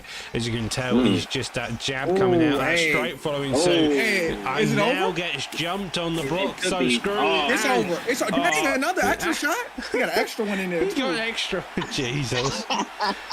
You're gonna be unconscious. I said be unconscious. That was the way Masvidal took that. Jesus. Yo, that was very quick, yo. We gotta see that replay. That was a great fight, though. That was a crazy fight. That really was. It really was. It looks like Pettis slipped on a banana peel. Look at him. The legs come out from under him afterwards. 1, 2. Ooh. He's dead? Nah. What extra? Mink! Just one more. God, that's disrespectful. He goes to unconsciousness and Masvidal just getting one more in for the shit Super hell necessary. of it. Jesus. Super necessary. Super necessarily. And well, that was our featured prelim of tonight. We now move on to our main card. We got 6 fights on here, 2 on the main, co-main and main event. These are going to be stacked top to bottom. This time around though, we don't just have 4-star picks, we have any star is allowed. Higher rated does get the ban, lower rated does get a first pick, but with the way the prelims are going, you got to imagine that this card's going to be stacked from top to bottom. Up first, we're going to have Mr. Big Balls Ned versus Say that again. Mr. Say his name again for me. Big Balls Ned versus King Amazon. This is going to be in the welterweight division, and by the looks of it, we've got 2 wild picks here tonight. We have Mr. No Chin Rockhold versus Oh my gosh. Mr. Alien, who is just, I don't know, he's a human experiment gone wrong. Yeah. He was made in a lab. He was made in a lab. person. That's what I was going for. Mr. Yoel Romero. Both of them Yes. even in terms of wins against each other, but that does not mean it means anything coming under here in the bright lights. Here's tonight. Luke? Hey, he picked Luke Rockhold. I don't think that takes balls, and I think he kind of stupid too for It's picking Ned. Luke. Yeah, of course I know Ned's the wild card. Ned to do anything, but you know Luke Rockhold has an 85 recovery. I'm pretty If sure he gets it's dropped, it's Yo, listen, Luke Rockhold is a very underrated pick in middleweight. He's a very rightfully so. pick. Yeah, the slight issue is though, really is. Ned is a striker. This guy will put the pressure on you, and that's what he does. I mean, all respect, he's definitely living up to his name here, and King Amazon coming out and playing aggressive, but we getting to see some grappling from Ned. Oh, I'm interested now. Yeah, I remember seeing Amazon from Cage Rage / ECA. I'm very familiar with how like Amazon fights and stuff like that. He's a very he's a wild card as well. So I think he just has to hold his own against Rockhold right now. But for the most part, we're just going to they're more or less just testing the waters. They're just seeing filling each other out there, Jay. Yeah, Luke got to make it a chess match. He got to get in and out. Don't stay in the pocket too long because your chin doesn't exist. And you can wear down on Yoel because Yoel has no cardio or footwork. So it's your no chin versus his no cardio and footwork, Pudgy. Yeah, and he also has really good leg kicks. I think his power is like 97, 98. Yeah, 97, 98 sounds about right. Doesn't miss the spinning body kick there, as you mentioned, Jay. Yoel having no footwork, it means you can get out of the pocket really quickly and he can't exactly follow, which is probably what you want to be doing if you're Rockhold. You want to be coming in, having a quick jibber jabber at his face and then get out without taking pictures, and you're going to have the most effective time you can do here, which is what Ned's doing so far. The cardio issue is just working that body, making sure you're not working too hard and you can really counter it.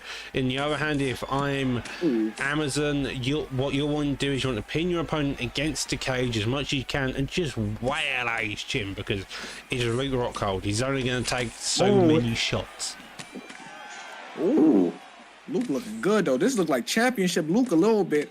Right now, he's fighting smart because I think he has to fight smart. He has no choice, Pudgy. What if they came out with a prime Luke Rockhold? Right now he's no. Oh man, he gets down in the cage.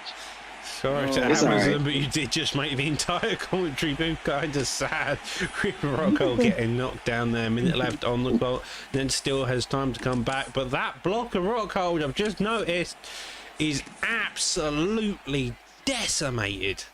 Oh man. Oh yeah, that's just toast. That's just Dunsies, man. He has to be very careful. Head movement is very vital. It's very vital. It's so scary because Luke is good everywhere. He just don't have a chin. Oh yeah, this. Oh, God, he's out. No, Luke. No. I was about to mention Joel Romero's cardio wasn't looking great, but then he ducks into that uppercut, taking Rockhold off his feet and knocking him clean the fuck out. Jesus. He said, boy. Oh. I know itching is bad. I'm just going to add insult to injury. Jesus. Oh, that was so clean. Look at that. Damn, Luke. I feel bad. Damn. Now, if you would have followed up with that, with that 1-2 punch to the face after, I would have been like, that would have been that's wrong. kind of fucked up. That would have been wrong. That would have really been wrong. Cold, bro. Well.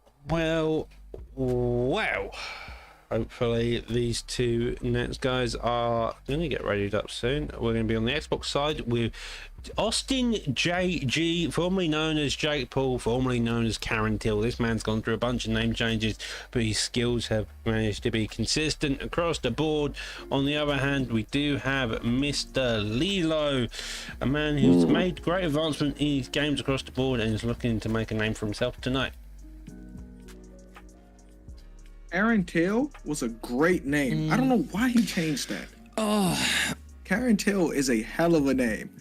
I don't know what Austin JB or change it back to Karen Till. Yeah, I remember Karen Till. I remember him, and I also remember Lilo as well.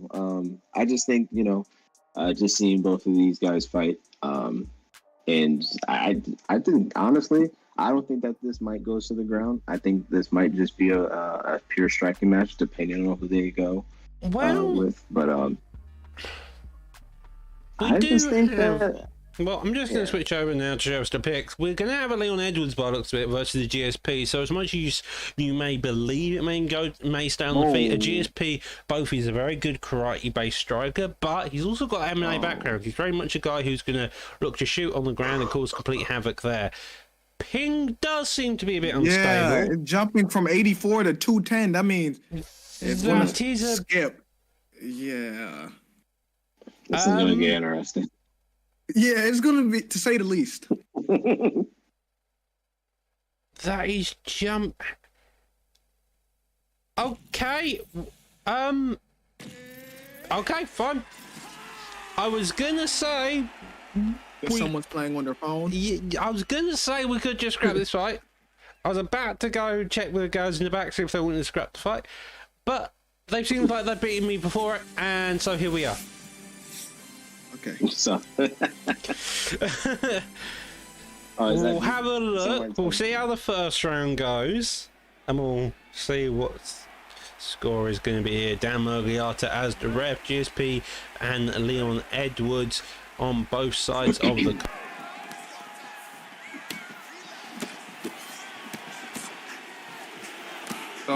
So Doc, how did you do that? How did you just stop talking in an instant?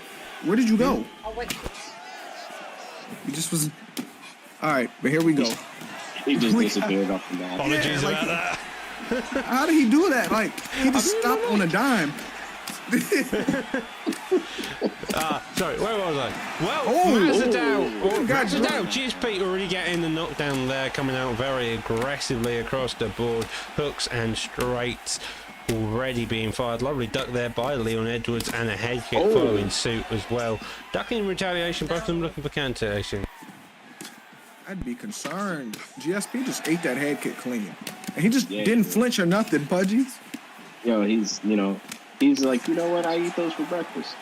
He uses that, his breakdown pyramid of how he just looks at life, man. And that's just prime GSP, man. That's just how it works. Nothing's swaying this guy. Did he ever get knocked out before? Has he ever got knocked out? Who, GSP? I know he's been armbarred. Yeah. No, but okay. Lilo champ, coming Leon out with is- performance and a half, making all the reads he can. Nearly got caught with the elbow there, but managed to make that read. Coming in with those jab strikes across the board. That block is slowly getting shot to all hell, and that chin. Leo's just come out and put on the non-stop momentum here, and he's just continuing it on as this round goes deeper and deeper into the first round. Takedown does happen. Slight glitch on their end, and now here we are. I'm down into the Matrix. Yeah, I don't know what happened there, but Leon showed he can take people down. He took Kamaru Usman down. People keep forgetting that. He was the first to officially take him down, Pudgy. Yeah. And I mean, even if you want to go back to that Kobe Covington fight too, like, I think if you really want to be technical, I think that he did take him down, but there was no control. You know, That's why I said officially. Leon actually tripped him and actually held him there. He took his back too. And he took his back. And I was just like, wow.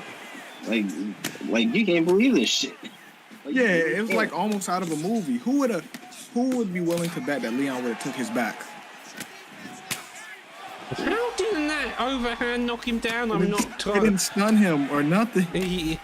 Well, Edwards' chin's been very stiff and tough here, front kick coming in, but looks like Lilo is just having a time of his life here, just coming in and out of that pocket, making all the reads he can, and another takedown gets shot, gets denied there, and here we go again. Ooh. Through them knees, man. Those knees are critical. Shout out to Mr. Homer for that. GSP got knocked out by Matt Serra. Okay. I forgot Matt Serra did upset GSP. I thought he armbarred him. I forgot he upset him. I would need to watch that fight. Thank you, Humble. Appreciate your brother. I thought Matt Serra armbarred him, but fair enough. Or did he win? Did he beat Matt Serra? He said, nah, it was a clean KO. Feel me? Humble is the encyclopedia right now. He's the dictionary. He's all of that right now. Yeah, alright, dues, fair dues, always appreciated. Back going into this fight, can Lilo carry on the momentum? It's looking like so. Austin needs to kind of figure out something to stop this, even if it's just a single count, to make Lilo a bit scary of firing a shot back. Does land that lovely hook there, elbow also landing. But again, the chin of Austin is just shot to hell, and so is that block. Very closely following suit here. Good takedown defense, GSP.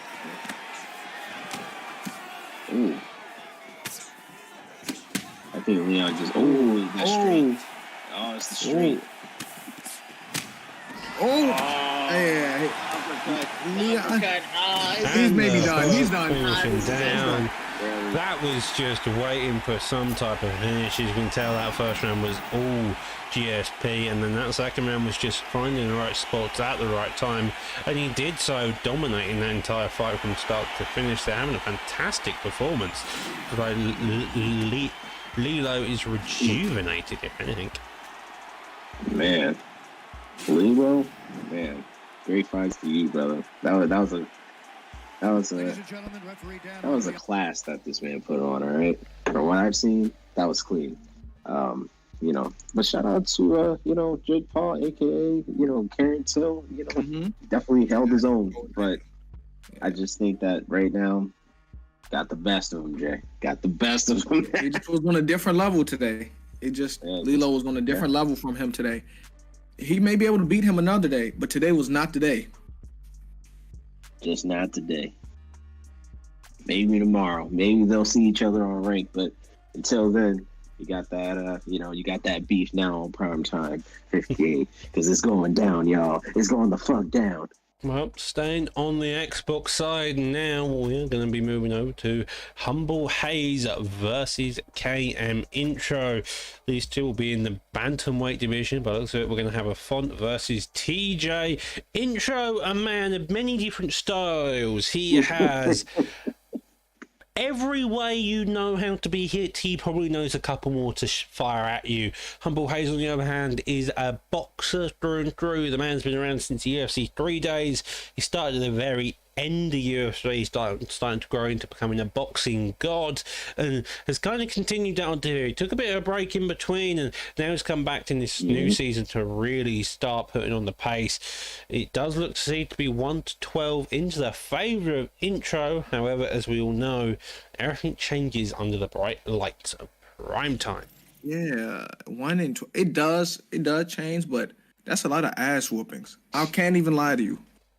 He got to get his revenge in this fight because I understand it's different circumstances, but 1-12 Pudgy is crazy. Trust me, listen, my record's like that against a lot of people. Not just like one. I might have got like maybe like 2 or 3, but compared to like, you know, if it's like 2-5, maybe 2-6, it's not as bad. But there's just some players, man, that just gets to you, and I see like this might be one of those those situations here. Intro definitely got the better of this guy, but anything's always different, man. You know, we're just gonna see what happens here, but it's just gonna be pure striking. I feel. I don't think anything's gonna happen in terms on the ground, but we'll see, Jay. Yeah, but my boy Humble in the chat said Pudgy's trying to defend it right now. Is Beans. I fucking see you, Humble. I see you, brother. Damn. But they're probably competitive fights, though. Like, there's context to it. Maybe they were all 13 fights was really close. He just happened to lose every single close fight. He just managed to bow into a front kick a few times. The footwork within this fight is a very interesting game because Intro's really wanting to keep that middle of the octagon, come in to engage, and then Billy Connolly is keeping his back foot on the beginning of that black line, maybe moving towards center, but then he wants to come back in. So it's kind of this case of Rob Font is circling out away from his opponent whilst TJ is coming this in and out style, looking to pepper his shots where he can and find holes in each individual time. The left leg of Dillashaw is a bit hurt across the board, so it's going to reduce the power by a slight margin and also make Dillashaw less likely to throw that kick. Connolly, on the other hand, keeping very high with the boxing, looking to play aggressive, but Intro, every time he gets into that pocket, he's throwing a major burst, doing damage, and then getting out again here, Pudgy. Yeah, I just think that he's doing a good job of just kind of keeping him against the cage. Crispy combinations for T.J. Dillashaw. Man, he's very, very elusive in the bantamweight division. And just off subject. Well, not really off subject, but T.J. Dillashaw going against Aljo tomorrow, man. This shit gonna be lit, man. That's all I'm saying. That whole event in general, 280 is just going to be lit, bro. Like, and I'm glad we get to enjoy prime time the day before, and then when we wake up tomorrow, we get to see the UFC event. It's like perfect timing. Yes, 10 a.m. Eastern for the early prelims there, and then wherever you guys are at in the world. I know, like I just understand like how it is because. Some people who are overseas, like Doc, for an example, good body work. They, their whole time zone is different from ours, Jay. So, but now we kind of see it from what it is because I don't know what time it would be for you, Doc. Like, what time would that be? Well, for the prelims at least. Prelims are about 3 p.m. Typically they're about 3 a.m. So you've got to imagine that's quite a significant change. Moving back to the fight, though, that was a very tense end of the round there, Pudgy. You got to imagine, very technical, very thought out, both of them creeping shots in as they could, but it seemed like Intro was leading the fight overall here. Snap jab is giving him hell. I'm not going to lie to you. I expect Rob Font to throw the jab more because he has the 5-star jab, but it's TJ who's throwing the snap jab more than Rob Font is throwing his jab, Pudgy. Yeah. Ooh, that was very clean. That's nice. Like, that was like jab. Ooh. Ooh. Oh, this is getting dirty, y'all. Maybe every fight was close, even though he lost them, because this is a really good fight. This is a very good fight. head, body, head again. Lunging straight there. Body tip comes out there as well, and it looks like Intro is just happy just to come forward and engage it in great manners. It's utterly deadly in the way he's performing currently.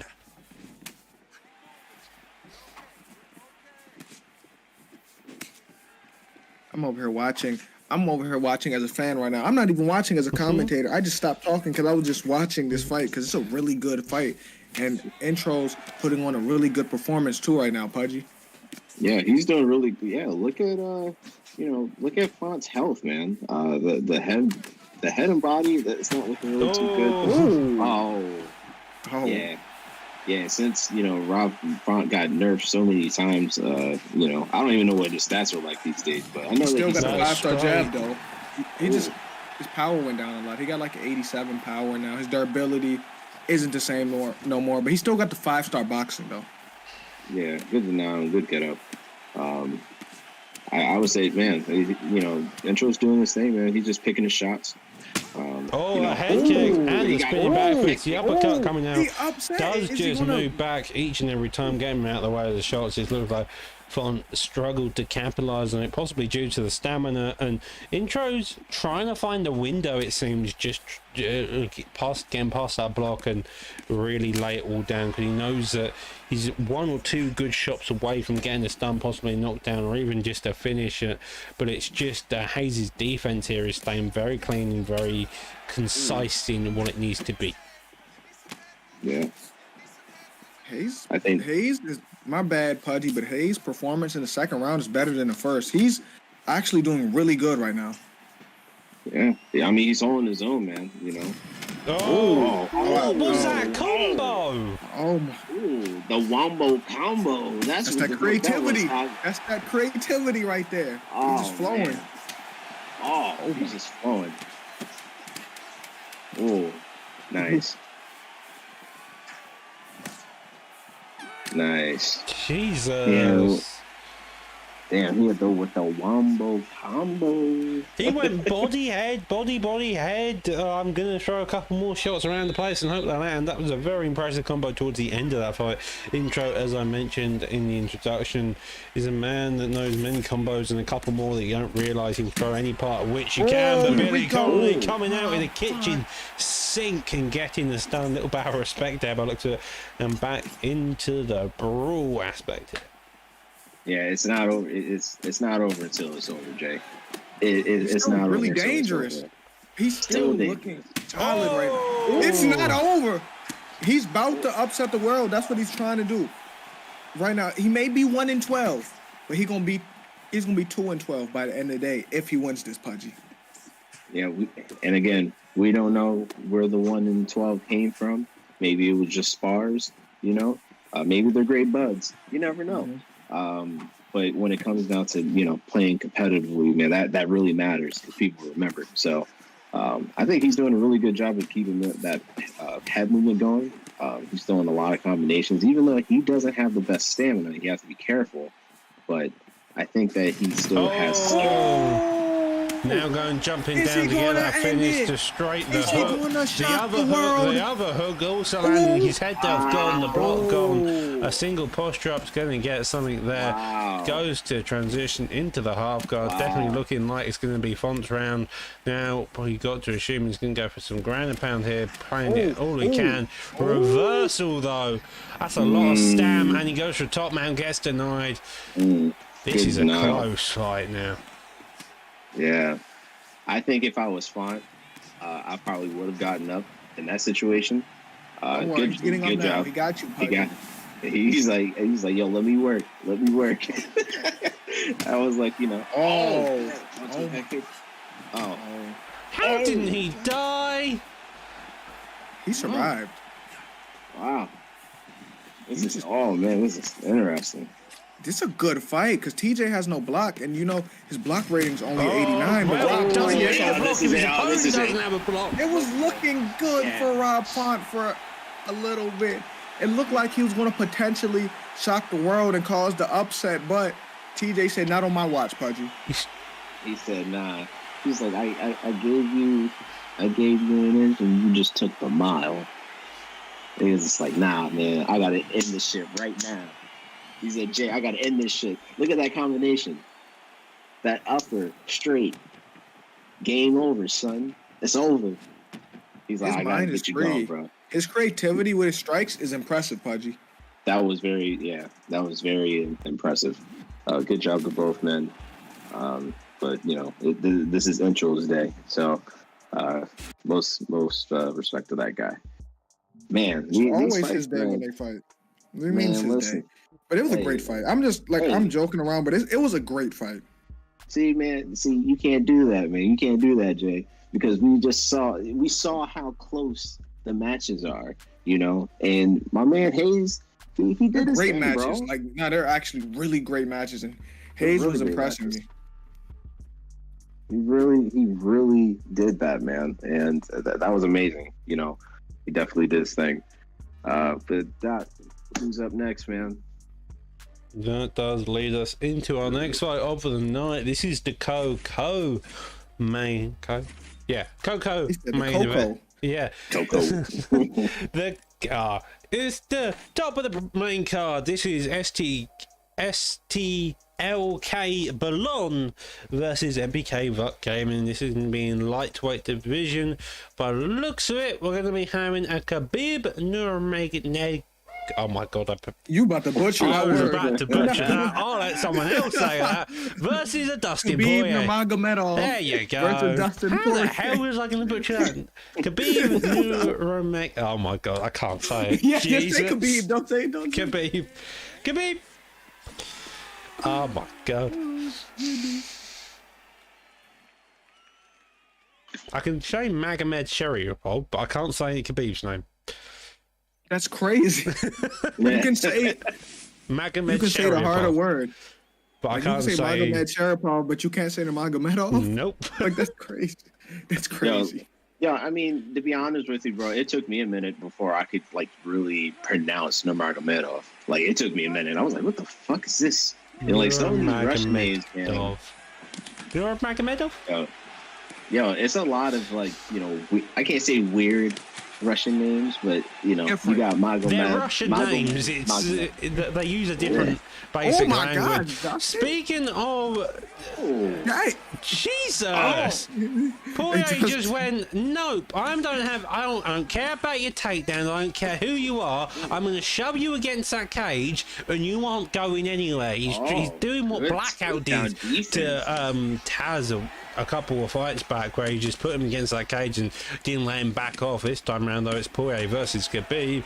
Khabib struggling to get anywhere. Elbows are coming out, uppercuts are going through that block, but Poirier does not give a damn. He's just happy to work that block, kick his legs, and then get straight back into the actions. Takedown attempt here, now going towards that clinch point. Now, but with driven straight left on the clock, he managed to get this. This is going to do fantastic. Has a chunk of body damage, though, you have got to remember from that slam.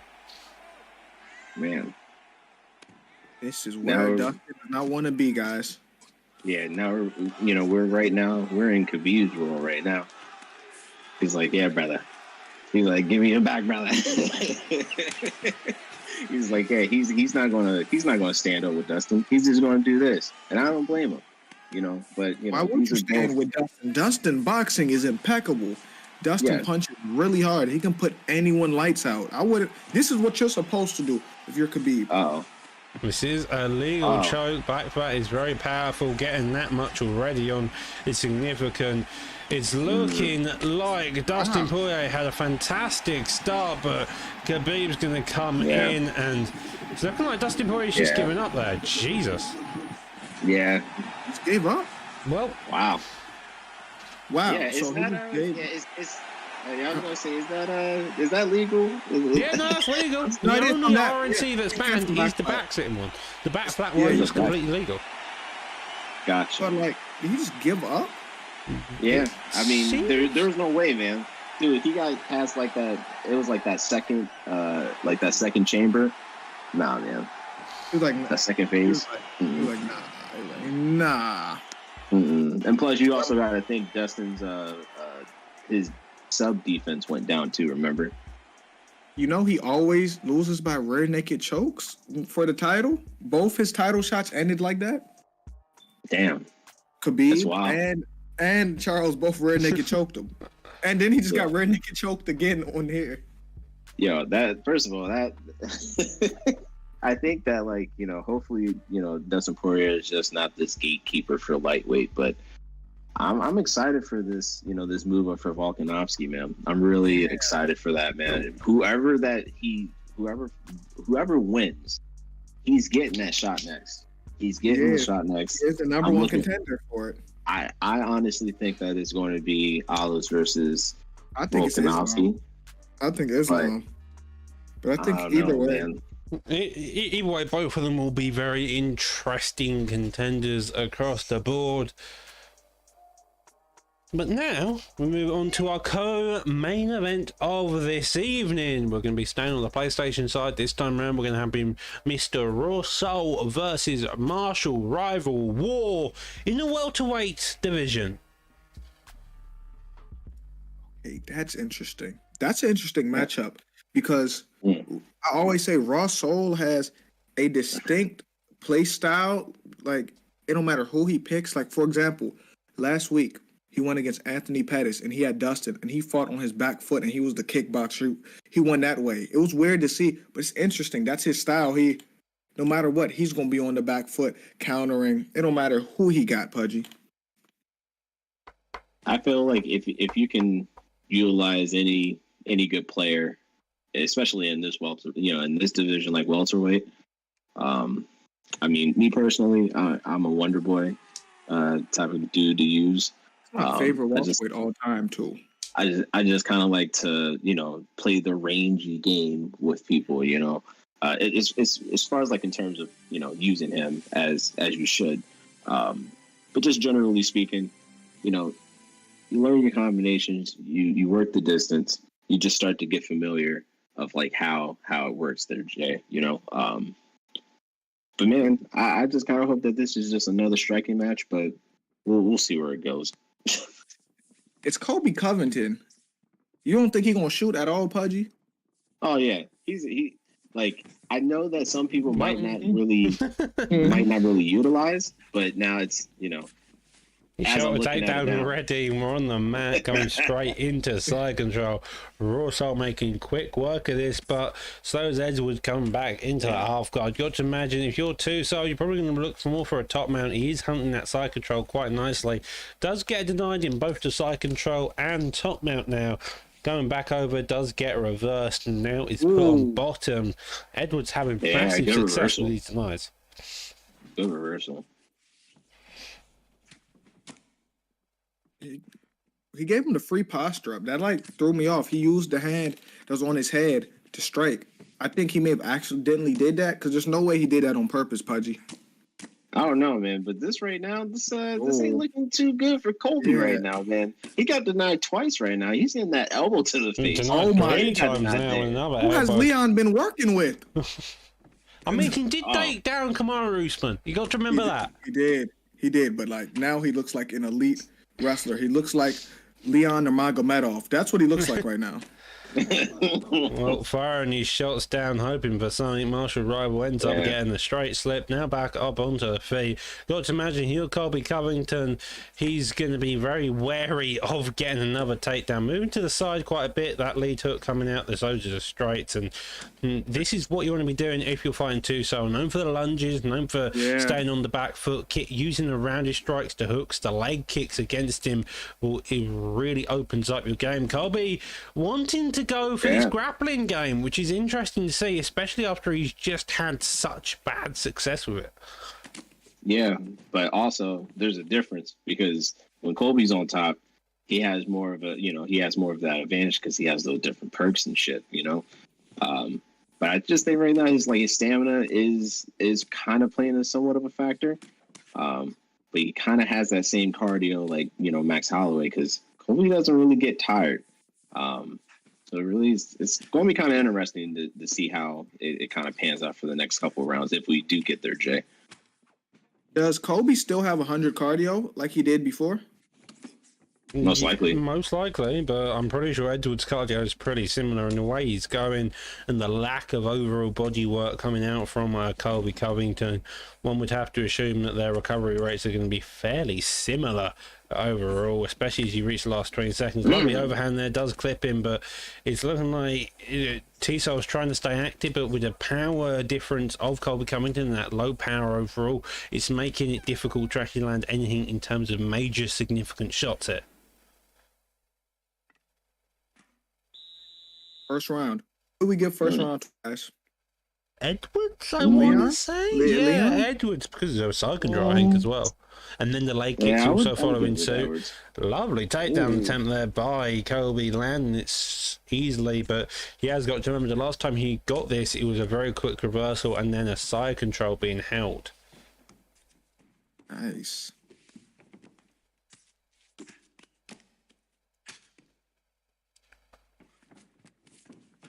Ooh, good denial. Another good denial there. Rose into it. Does get back into half guard. It's looking like Covington's having difficulty getting into side control, let alone holding it, as Edwards gets a lovely reversal. He could go to side control if he wanted to. He's had massive success there, he mentioned, with the elbows, but he also has half guard, which he did end up get stood up from because of the slip. But you also got top man, which did look like was a possibility there at the very end. Leon looking good. I can't lie to y'all. This is what Leon looks like after he got the confidence from taking Kamaru Usman down. He has more confidence in his wrestling now, where he's wrestling Colby Covington, which is crazy, Pudgy. Yeah, I think he should. You know, and just kind of looking back on Leon's, you know, his career and stuff like that, man, just like for some of like the, you know, the unfortunate events that has happened for Leon, where, you know, he was just getting canceled fights and all this other stuff, and now he's the fucking champion, bro. Yeah, it's a great story. It's a great underdog story. Like, to be honest with you, I can't really sit here and cap and say that like I've seen every Leon fight or anything like that, but just from the highlights and the clips that I've seen, I mean, he's a force to be reckoned with right now. Like he's dropping Colby Covington like a pack of beans. Oh my god! You see the hip toss? You see the hip toss too? Yo, listen. And guesses deny that. This is looking like a new improved martial rival. He's making every read possible at the right time. Yeah. He's working brilliantly, and T-Sol's having some serious difficulty trying to step back and make some reads there. Yeah, he's giving them good old elbows, scissoring elbows to the face. You know, does get back up to the feet and land a slip straight there, but Masvidal's Colby's power just is so weak, and especially as you see there with Edwards landing a lead hook and his head tail blinking, but when you follow in retaliations, it doesn't even do anything to his head tail for Leon getting that stun now, uppercut coming through, lead hook. Finally does it, and now look at that finish, and he gets it. Leon Rocky Edwards with the win. Yeah, got him out of there. Yeah, got him out of there. Clean performance by martial rival War, just coming in, playing it correctly all times, getting the takedown defense early on, kicking the legs as well, which kind of disincentivized T-Sol from lunging around the place to really get striking on the go. And from that point, Edwards could just slowly piece his opponent apart, landing the hook through the block, and then getting the finish there. Yeah, that was very clean, man. You know, I just think that Edwards just, you know, he overwhelmed the fuck out of Colby, man. And that's crazy to say too. He really overwhelmed him, man. Like, you know, he really did his thing. You know, I wasn't expecting all of that. I was thinking that, you know, we might get some grappling, even though I said striking in the beginning, but I was dumb as shit for saying that, Jay. But you know, it just didn't go Colby's way, man. It just didn't. He got baked. Shout out to the great Trey. He says that in the comments. He said he's getting baked right now. Yeah, he put him on the grill and he cooked him. He fucking cooked him. So well, we have made it to the fucking main event of the fucking evening, Mr. Doc. We have indeed. Now, a bit of backstory to this main event, on at least Kezza's side. Kezza's had an interesting time for the last 2 days. This man has managed to fall over his own chair and to proceed to smash half of his TV, if I'm not mistaken. So he's had to hunt around for a monitor, hunt around for stuff, and I'm pretty sure he's now in a position where he's having to use his own phone as a screen to watch this fight. So that's just a bit of backstory on Kezza's side. Drizz, on the other hand, Drizz has had a chill time. He's going Robbie Lawler, as you can see by the graphic, and he's hoping to this fight to go cleanly and smoothly. Kezza, on the other hand, is possibly already fighting with a bit of an uphill battle, but it's Kezza. This is a guy who will come out, get a couple denies, and then knee bar you within the first 30 seconds. So you've got to imagine with him using Robbie Lawler and Drizz using Marvin Vettori, it's going to be a fun old fight. These two notorious in all aspects of the game. Drizz still making a name for himself, and what a name to make against when you're fighting someone of the likes of Kezza here tonight. Absolutely, man. Excuse my language. How the fuck does he break his TV? Just like, how does all this happen? Apparently, is that karma or something? He tripped over a chair, if I remember correctly what he said. He tripped over a chair. I was about as confused as you when he told me, but that sometimes happens, I guess. Sometimes you just end up tripping over a chair and smashing half your TV. That doesn't happen. That just doesn't happen. Like he's a clumsy individual. That's the story I've been told. I could be wrong. He could be lying. Either way, let's get this fight on the road. This is 5 rounds in the middleweight division. Kezza Laa versus the mighty Drizz. Drizz is a part of... I want to say he's part of DB, but don't quote me on that, to be honest. He's using Marvin Vettori. Lawler is in Kezza's hands. This is going to be a wild ride. 9-10 into the favour of Kezza. Should be an interesting one. Yeah, listen, it's been interesting all night, Jay. It's been one hell of a card. I'm just glad that I am commentating with both of you guys because it's been a while. And I personally, for myself, this is really fucking entertaining, man. Like, it really is. Crazy card up and down. I don't think that this fight's going to go even past the 3rd round. I don't even think it's going to get to the 3rd round. But it just depends on how patient that both of these fighters are going to get. Be very mindful of their stamina and things like that. But it's just been bangers. It just fight after fight, man. I'm speechless, Jay. I'm speechless, man. Yeah, and this fight shouldn't last long, but it depends if Kezza trip over his phone screen. I don't know. Something may happen. I don't know. Maybe his dog gonna run over his controller. Like, I don't know. But all jokes aside, though, it's been a great event so far. I finally get to commentate with my boy Chicken Wing Pete Pudgy. You feel me? Like, it's a long time coming. He the only person that can get me to commentate on a Friday. You feel me? I'm with my boy Doc too, and hopefully this lives up to the hype. This is the last fight on a stacked card. Yeah, this card has been absolutely mental. Sorry to go there, Budgie. We've had 3-round wars, we've had 2 rounds wars, we've had quick, sudden knockouts, we've had absolutely hectic performance. We've had a rage quit as well tonight. It's been all happening here. Yeah, I don't know what's going to happen for the person who rage quit there, but I know that that gets handled on the different side of things there, Doc. But as of right now, the main event is going to hopefully live up to its name. And I just think between the striking of Kezza and not Kezza, but Kezza, and just Jesus. Kezza getting a knockdown there. Fantastic job. The head kicks he's been using quite a lot now, working here. Screen's a bit blurry. Apologies about the quality. That is their stream, not ours. So he's doing this on a phone screen. Is that what you're telling me? He's being Marvin Vettori streaming on a phone screen. Ooh, right. Good left hand. Attempted head kick. Head kick there, trading there, gets Ooh. to stun. The uppercut only just coming through the elbow in retaliation. And it looks like Kezza is having a serious time trying to play the aggression all around. Both of these guys are looking for a kill in any point on contact, but Kezza so far having the most success. That chin health of Marvin Vettori, although he's got a high chin as well as recovery, the power of Robbie Lawler is something different here. Yeah, it's very overwhelming. You know, I use Lawler quite a bit as well, and you know the man's power is just very overwhelming. So especially to see him, jumping roundhouse. Okay, he wanted to do something out of the box. Okay, you know, he returns with a head kick there. Oh my god! This ain't looking too good.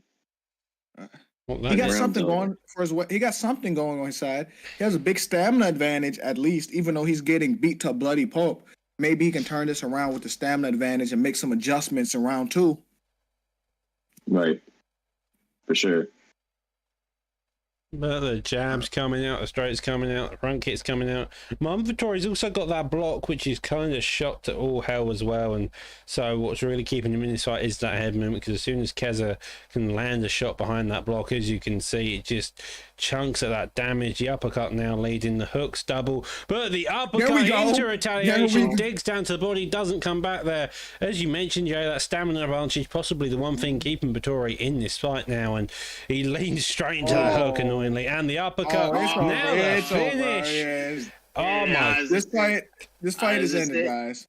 He survived. He survived. Wow. He survived. Wow. He survived. How he survived that? Hey man, if I was Kezza, I can't say calm it down because he overcommitted and that's what happened. But this is almost over. This is over. This is actually over. This is it. This might be it. Firing hooks down the straight as well, and it's looking like Kezza took the finish. Jesus, that was a fight and a half. Kezza taking the victory over.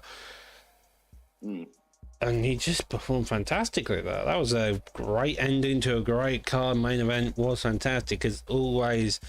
Across the board, hectic action there, Pudgy. It was, man. Top to bottom there, dog.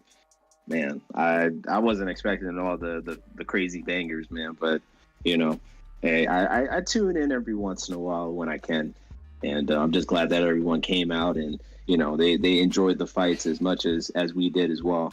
So much love to everybody.